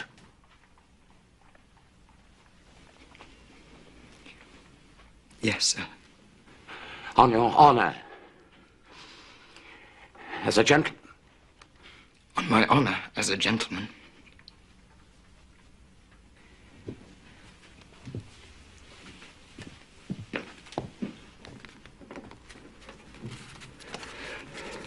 Neatly, smoothly keep your eyes on your work. I determined to go down to Kent to see my aunt. Imagine my astonishment, then, to find that very person waiting for me in my rooms. My dear aunt. What an unexpected pleasure. Trot, how are you? Mr. Dick, how do you do, sir? How do you do, sir? Aunt, wouldn't you be more comfortable on the sofa? No, I prefer to sit upon my property. As you wish. Well, Trot, have you got to be firm and self-reliant? I hope so. What do you think? I think so. Oh, then why, my love, do you think that Betsy Trotwood prefers to sit upon this property of hers? I don't know. Because it's all she's got. Because she's ruined. Ruined? Betsy Trotwood had a certain property. Against the advice of her man of business, I allude to Mr. Whitfield. She invested in a gold mining venture and lost. Then she invested in a banking venture and lost again. Finally, she invested in a shipping venture and was sunk and sent straight to the bottom. I have considered the position, Copperfield. I have even discussed the matter with, Mr. Jorkins. Prima facie, I can see no grounds, legal grounds, that is, to cancel the agreement your aunt signed or to return to her the money she paid. Of course, if it was left to me alone, but, you know, Mr. Jorkins. Spenlow, I'll return later. You won't mind if I put my case directly to Mr. Jorkins, sir? By all means. But please excuse me. I have an appointment at the Lord Chancellor's office. I must be going. I'm sorry to say I can't advance your object, Copperfield. And I, too, have an appointment at the bank. Sir, my aunt can no longer give me an allowance. If I'm obliged to continue working here with no salary, how am I to live? I see your difficulty, Copperfield, indeed I do. But if Mr. Spenlow objects... Personally, he does not object, sir. Personally? Personally? Oh, but I assure you, there is an objection. It's hopeless, I'm afraid. And now I really have got an appointment at the bank. Well, if they won't, they won't. There's nothing to be done about it. Therefore, let us look the case of Betsy Trotwood in the face and see how it stands. Mr. Dick! Mr. Dick has his 100 a year, thank God. I have a little ready money in the cottage, that's all. The cottage must be let, Aunt. Oh. But there is a small room upstairs I could take for Mr. Dick. Yes? And you could have my bedroom. Well? I'll take the sofa. As to money, well, there's my book. If I can only get a good price for that, I can be free of Doctor's Commons and marry Dora into the bargain. Trot! Oh, Trot! Quiet down! Trot! You fancy yourself in love. And I adore her with my whole soul. Dora Spenlow? She's very fascinating, I suppose. My dear Aunt, nobody can form the least idea of what she is. Not silly. Silly? Not light-headed. Light-headed? Well, I only ask. In any case, we must meet reverses boldly and not suffer them to frighten us. We must learn to act the play out. We must live misfortune down, Trot.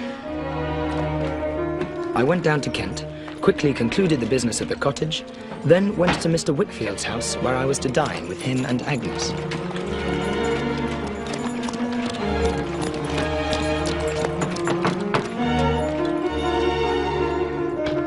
Oh, my dear Copperfield! I'm extremely glad to see you. How do you find the law, Mr. Micawber? Does it suit you? To a man possessed of the higher imaginative powers, it is limiting. In professional correspondence, the mind is not at liberty to soar to any very exalted form of expression. Mrs. Micawber's well, I hope. Oh, very well, thank God, and would be delighted to receive you under her own roof. Pending an elevation to more ambitious domiciliary accommodation, we occupy the humble abode that formerly gave shelter to my employer Heap and his mother. What? Well, where's Uriah living then? Here. And his mother? In this house? Trotwood. The sight of her instantly put Uriah Heep and all his works out of my mind. I could not think of her troubles, only of mine. I think I shall go mad, Agnes. I love her to distraction. I can't eat or sleep for love of her. And her father won't let me see her. I can't write to her. If there was one gleam of hope, but there's none. My whole soul is being crushed under the burden of this. I want to kill myself. Or throw all to perdition and carry her away, elope with her. Please don't speak of such things. You torture me. Torture you? Well, what do you mean? Agnes? What is it? What mustn't I talk of? Dearest sister. Please. Tell me.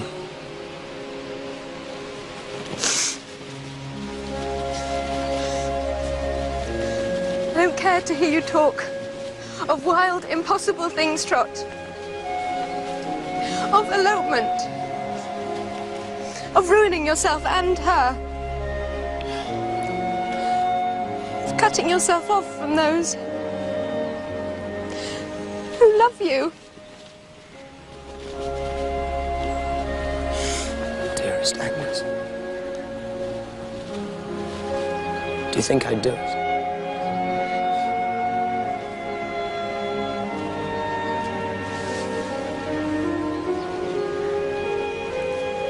I don't know, Trot.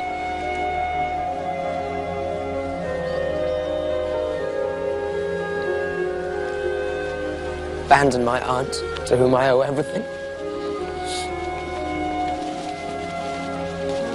Never.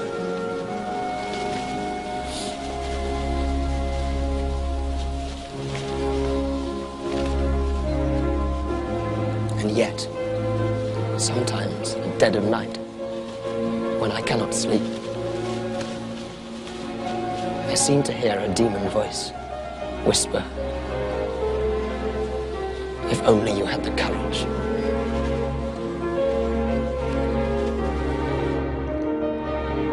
It was only when Uriah and his mother joined us for dinner that the full extent of his baneful power over that household became apparent to me. It was with some pain that I observed the frequency with which Mr. Wickfield refilled his own glass.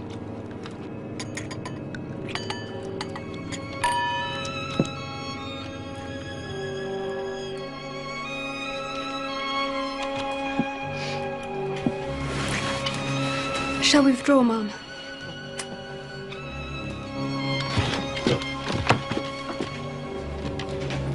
Don't sit too long tonight, Papa.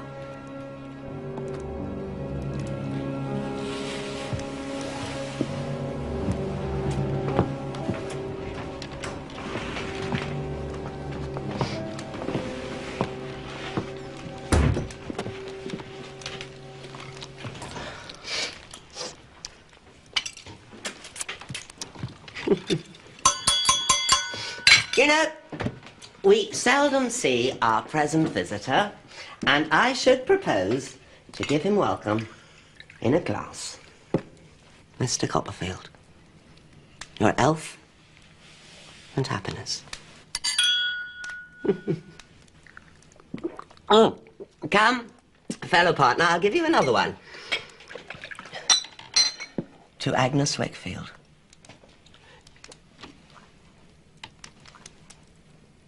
Agnes Wickfield is, I am safe to say, the divinest of her sex.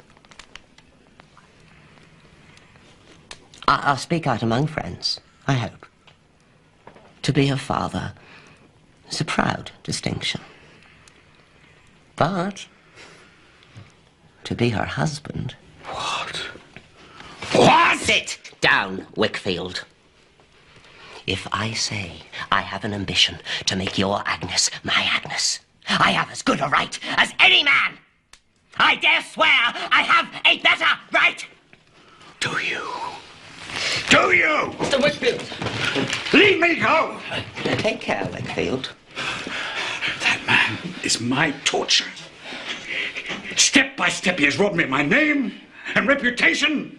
My peace and quiet, my house, my home. I have kept your name and reputation for you, And your peace and quiet. And your house and home. Mr. Whitfield!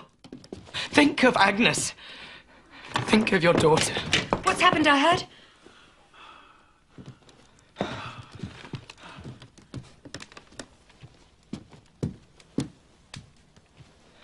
Come, Papa.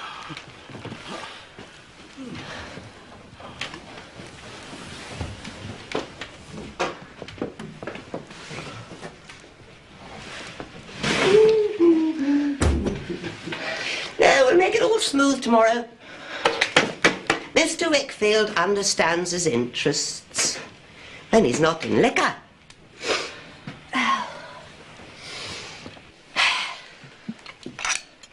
But he sometimes plucked a pear before it was ripe, Mr. Copperfield. Huh? No, I did that. Just now. But it'll ripen yet. Only needs attending to. I can wait. Be careful, Copperfield. I could ruin him, you know. Wickfield, oh yes, send him to prison. You lie. Do I? Ask him then. Go on. Ask him. Ask him about the Richborough diamonds.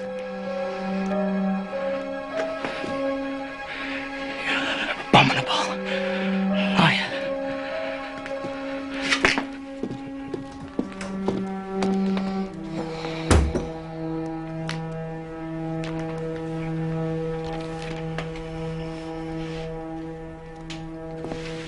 Can I do nothing? I who burden you with my own sorrows. No. Agnes, you'd never sacrifice yourself out of a sense of duty. You'd never bestow your hand on that man. I would kill myself first. I think perhaps I shall never bestow my hand on any man.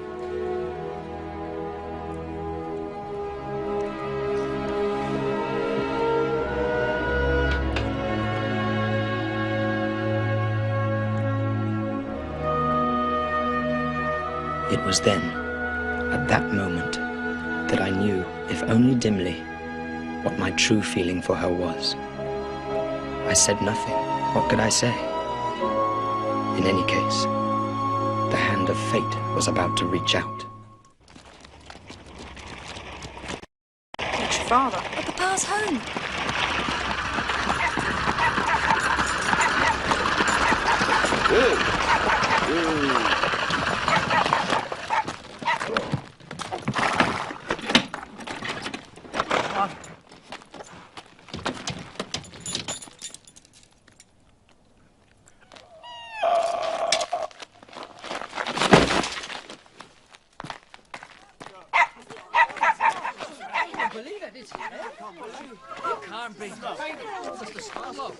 Dead. Hart. These are the articles you signed with Mr. Spenlow. Now that he is dead, Mr. Jorkins? Precisely, yes. Now that he is what you mentioned. The articles cease and determine. So also does your employment here. In ordinary circumstances, your aunt would be entitled to have part of the money she laid down reimbursed by the estate of the deceased, Mr. Jorkins? Precisely, yes. By what you mentioned. But alas, the circumstances are not ordinary, very, very far from ordinary. There is no money. There must be some. Not a penny. Mr. Spenlow had, it seemed, been running through money far in excess of his income. The house? Rented. The carriage? Hired. Then what is to become of Miss Spenlow?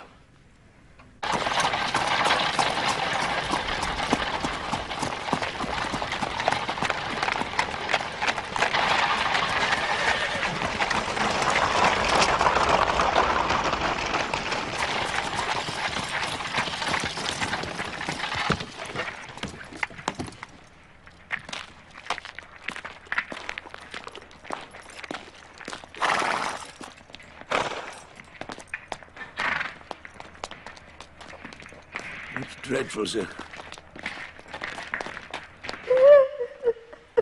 Dora? Dora? There's no money. I don't know what to become of me. Dora. If you desert me now, I'll die. I know I'll die.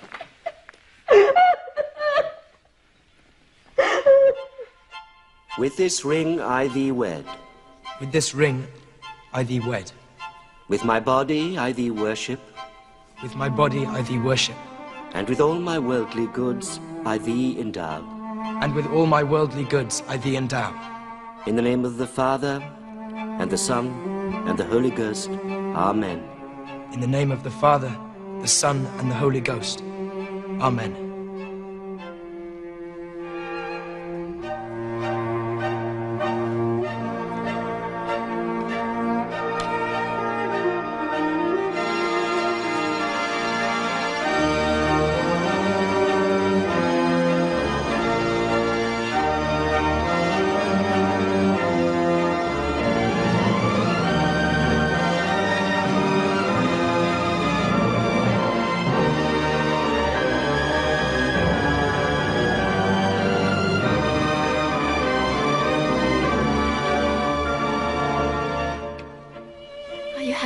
Foolish boy. Very, very, very happy.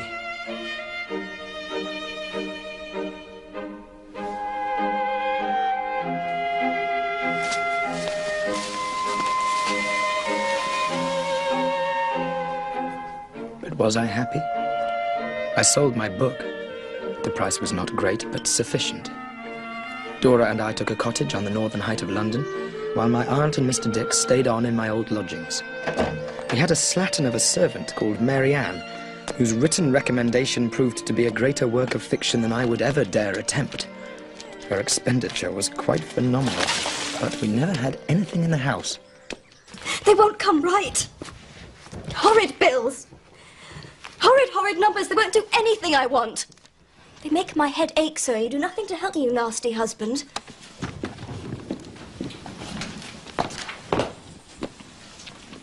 Is it a dreadful muddle? It's a bit of a one, my love. I'll see to this tomorrow. Why not now and teach me? Because I'm behind with my writing. I believe you care more for your horrid books than you do for me. Dora. If you could have married one of your books, I dare say you would have in preference to me. How many times do I have to tell you that this is our bread and butter? If I can't have peace to write, we starve, and my aunt with us. Dora! Dora! Mary, on the door! She's found. My darling girl is found. She left him. Steerforth? Aye, she made her own poor solitary course to London, being close to death. Mr. Peggotty? Oh, she'll live, sir. Now she will. But feeling herself close to death, she wrote to Yarmouth, and they passed on word to me. Where is she now? Well, here, sir, in London. Still weak, sir, in her health. But I'll nurse her. And when she's well, I'll take her away. Far away. I had word again from Yarmouth today, sir. He's going there, in that boat of his from Grimsby, to seek her out. Will you go down there, sir? Of course, Mr. Peggotty. Anything.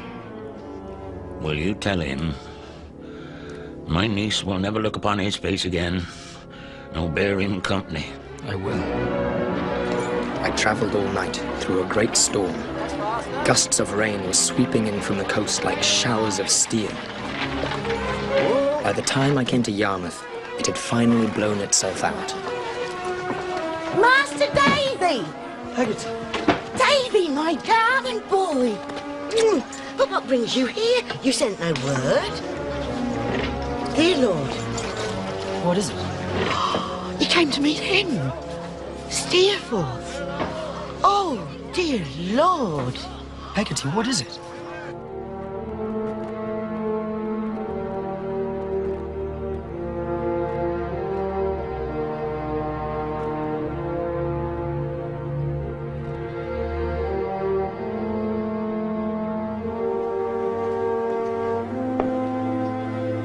His boat foundered in the storm, close to shore.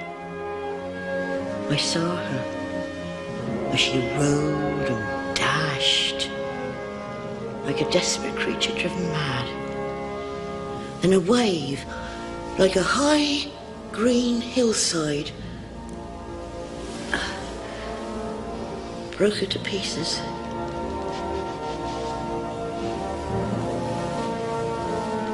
He lay as if asleep, as I had often seen him lie at school.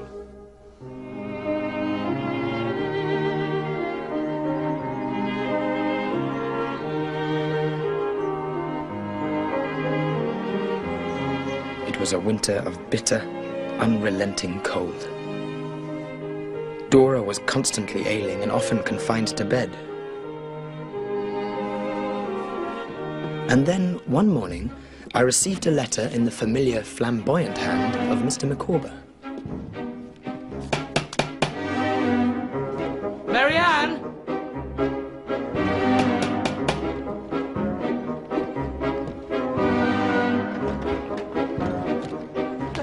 My dear Aunt, Traddles! Oh, he's had the same. Oh! Come in, come in.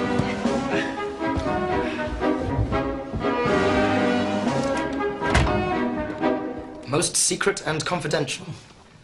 My dear Copperfield, what you hold in your hand is the explosion of a volcano long suppressed. The result of an internal contest more easily conceived than described. But now the struggle is over. I will put my hand in no man's hand. Until I have blown to fragments a detestable serpent. Uriah Heep!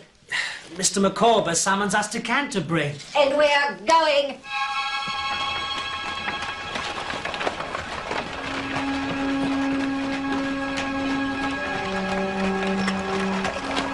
He's here. Ladies, gentlemen, I trust you will shortly witness an eruption. Mr. Copperfield, Mr. Traddles, remember, when I give the word, pounce.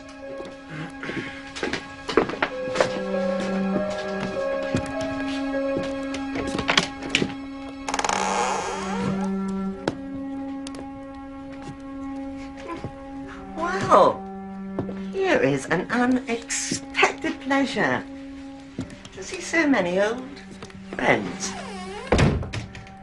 Why aren't you at your desk, Micawber? Run along. Go on, run along. I'll talk to you presently. If there is a scoundrel on this earth of whom I have already talked too much, that scoundrel's name is Heep. Mr. Wickfield, would you have the goodness to make known to present company what, in a moment of unadulterated despair and benightedness of soul, you confided to me? In short, the circumstances pertaining to the loss of the Richborough diamonds.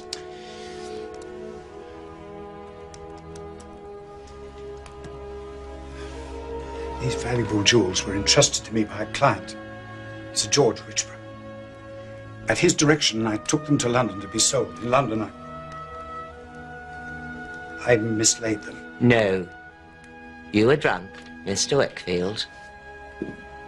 And you lost them.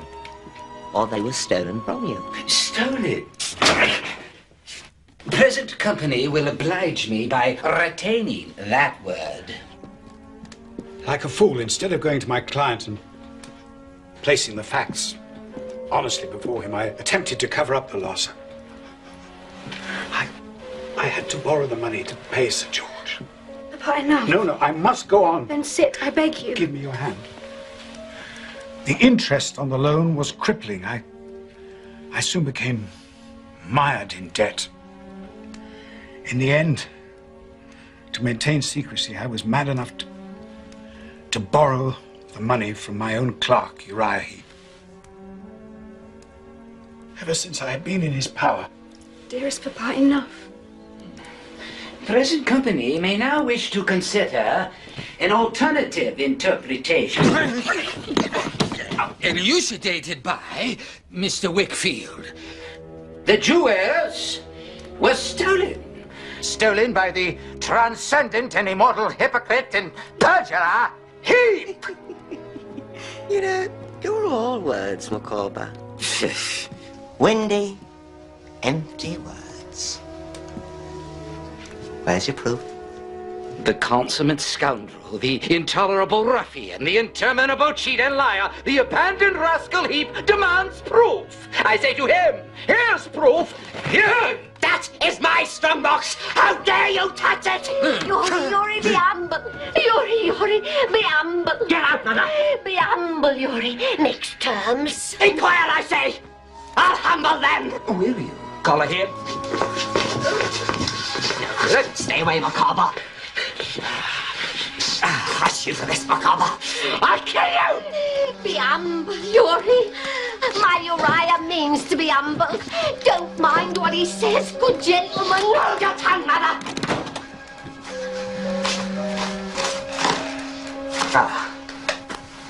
Oh.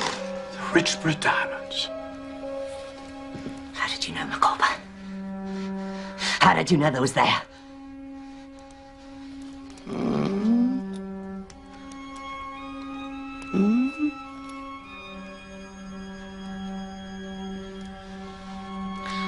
I never meant no harm, Yori. You betrayed me! No, never. I'd die first. I only wanted to see how they'd look about my neck. I only took 'em out for a moment. To try 'em. 'Tis true. I was at hand, privily and secretly. It was only a moment, but enough to prove beyond a peradventure the monstrous stratagem by which, in short, to prove your guilt.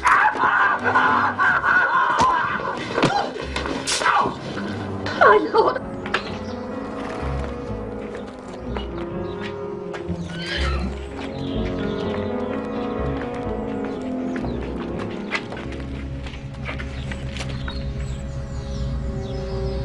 I've always hated you, Copperfield. You've always been an upstart. You've always been against me.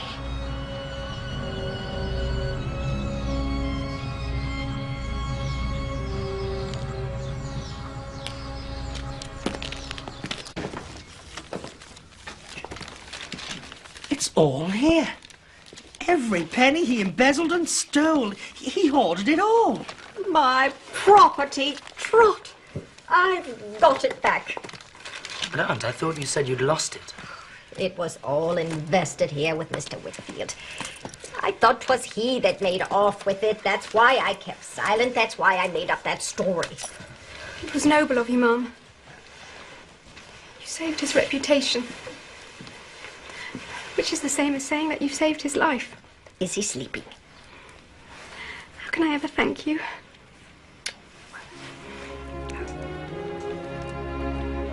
Some people David knows, Yarmouth friends. They're going out to Australia shortly. Australia? Australia? You could go on the same ship. What do you think of that idea? Capital, ma'am. But there's the rub, Mom. Capital. We have none. But your husband has done a great service, Mrs. Micawber. If you lack money, I'll furnish it.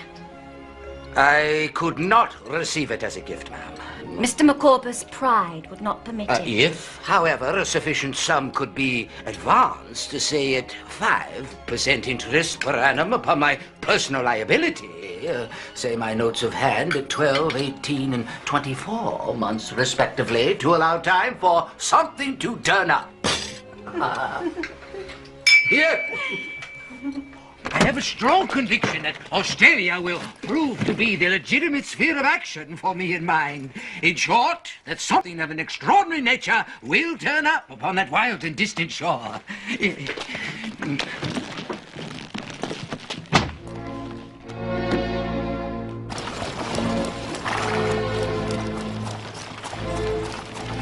now approach an event so painful that from the beginning of this narrative I have seen it loom larger and larger as I advanced, like a tall tree in a plain, throwing its shadow over all. Dora?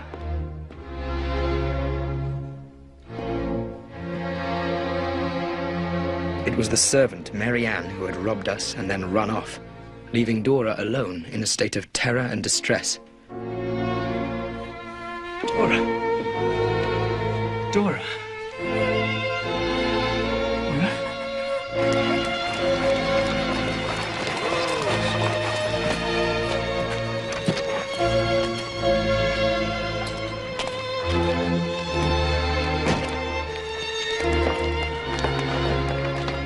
I'll come back first thing in the morning. But if there's any change, send round for me immediately. Dear Aunt.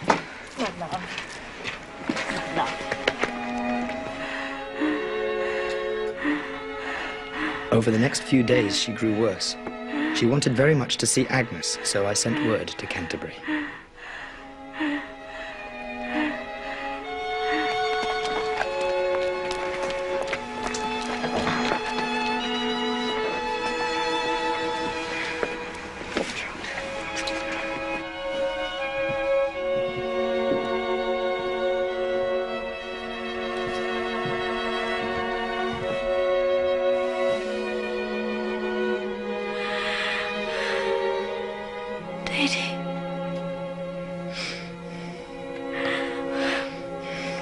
I want to say something. I've often thought of saying lately, you are mine. I think I was too young to be a wife. Not in years only, but in experience, thoughts and everything.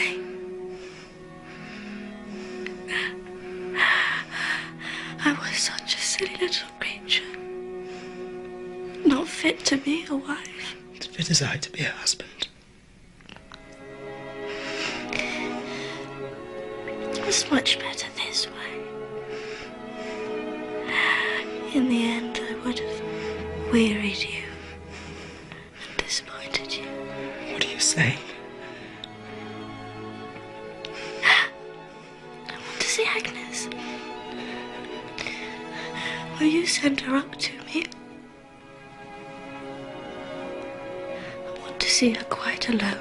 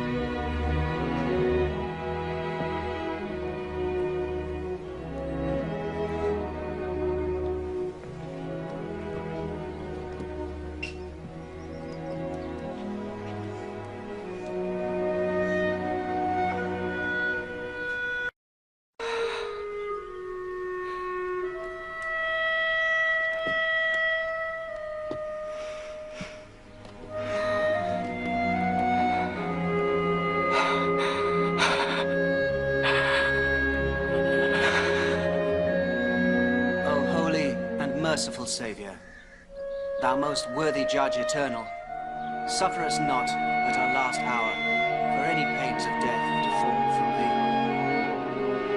Forasmuch as it hath pleased Almighty God to take unto himself the soul of our dear sister here departed, we therefore commit her body to the ground.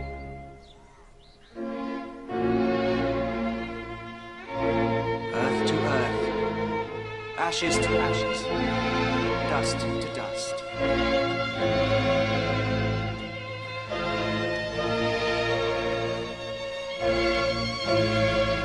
I fled from the cold grave where my wife lay, from the aunt to whom I owed my very existence. and from the woman who had all my heart.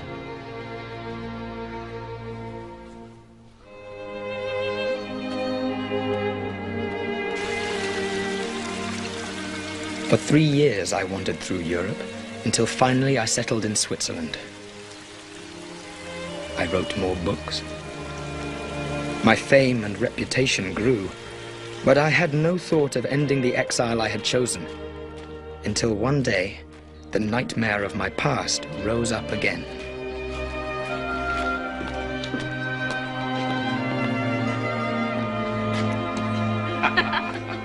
It was Murdstone and his sister, sitting with an English girl and her companion with whom I was slightly acquainted. Miss Horton, Miss Skeggs, I beg your pardon for this unceremonious intrusion. Mr. Copperfield, won't you do us the honor of joining us? Thank you. May I present... Mr. Murdstone and his sister are already known to me. Mere distant acquaintances. We can agree on that, can we not, Mr. Copperfield? No, ma'am, we cannot. Not again. Never again. Mr. Murdstone is my stepfather. He charmed my mother into marriage. He wanted her fortune, small though it was. Have a care, sir. That is what he is, this fellow. A calculating, cold-blooded fortune hunter, without honor, scruple, or mercy. Be silent! I have been silent too long. I will be silent no more. Edward, come away. Hold your tongue. He bullied and harried my poor, weak mother into her grave. Yes, she was weak. But it was not I who preyed upon her weakness. It was her own son, who drained her of the strength that she needed with his wild behavior and importunate demands. You killed her as deliberately and as pitilessly as if you had thrust a knife into her heart. Repeat that in England, sir. Repeat that in a place where you cannot evade the laws of slander. I'll do better than that. I'll write it. I have a certain fame. I'll use it. I'll make sure that you are yet more widely known than I am. Universally known as the black-hearted thief and murderer that you are.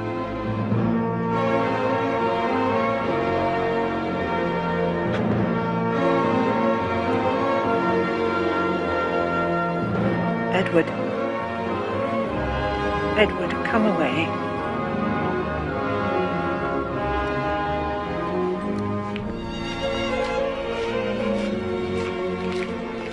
Before another hour had passed, I was at my desk composing this present narrative. As I finished each page, no, each sentence, each word, the black night of my boyhood melted away until I stood at last in the light, a man. End it I could not. For the ending, whatever it should be, happy or sad, lay not in Switzerland, but in England. Master Davy! Oh! Come on! Oh.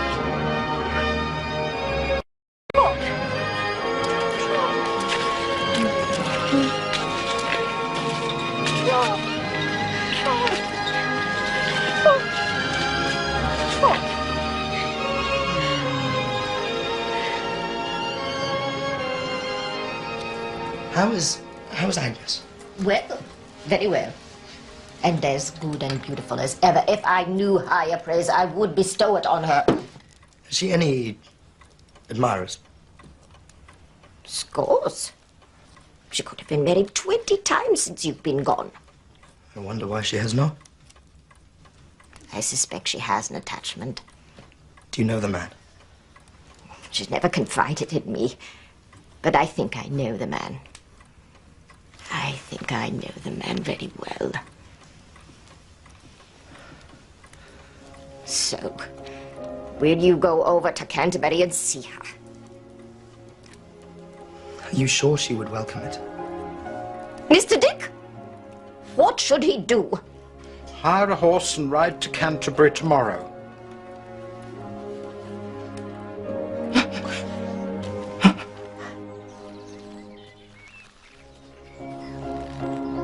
Agnes! Oh, Trotwood, is it you? Is it really you? It is. How well you look. And you. Are you... Agnes. I went away. I know why you went away. Do you? Yes. I believe you know everything about me. Not everything, perhaps. I went away. I went away loving you. I stayed away loving you. And now I return, loving you. Did you know that? Yes. I have kept my secret better than you have kept yours. Your secret? I have loved you all my life.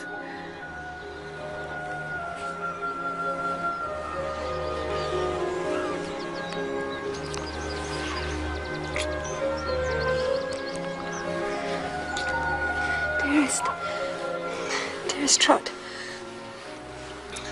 there is one more thing I have to tell you. The day she died, Dora sent you for me. I was with her at the end. She made a last request to me. That one day I would take her place by your side.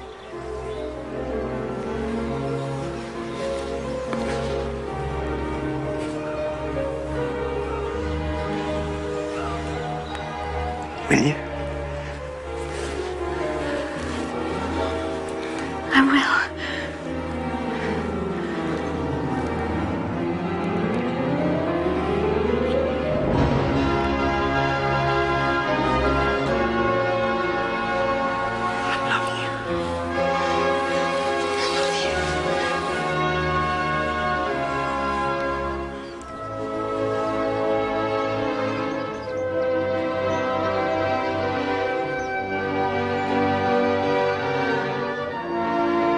Here I close this narrative, here with Agnes at my side. Agnes, Agnes, Agnes, may you so be near me when I close my life, when realities are melting from me like the shadows of this story. May I find you near me still.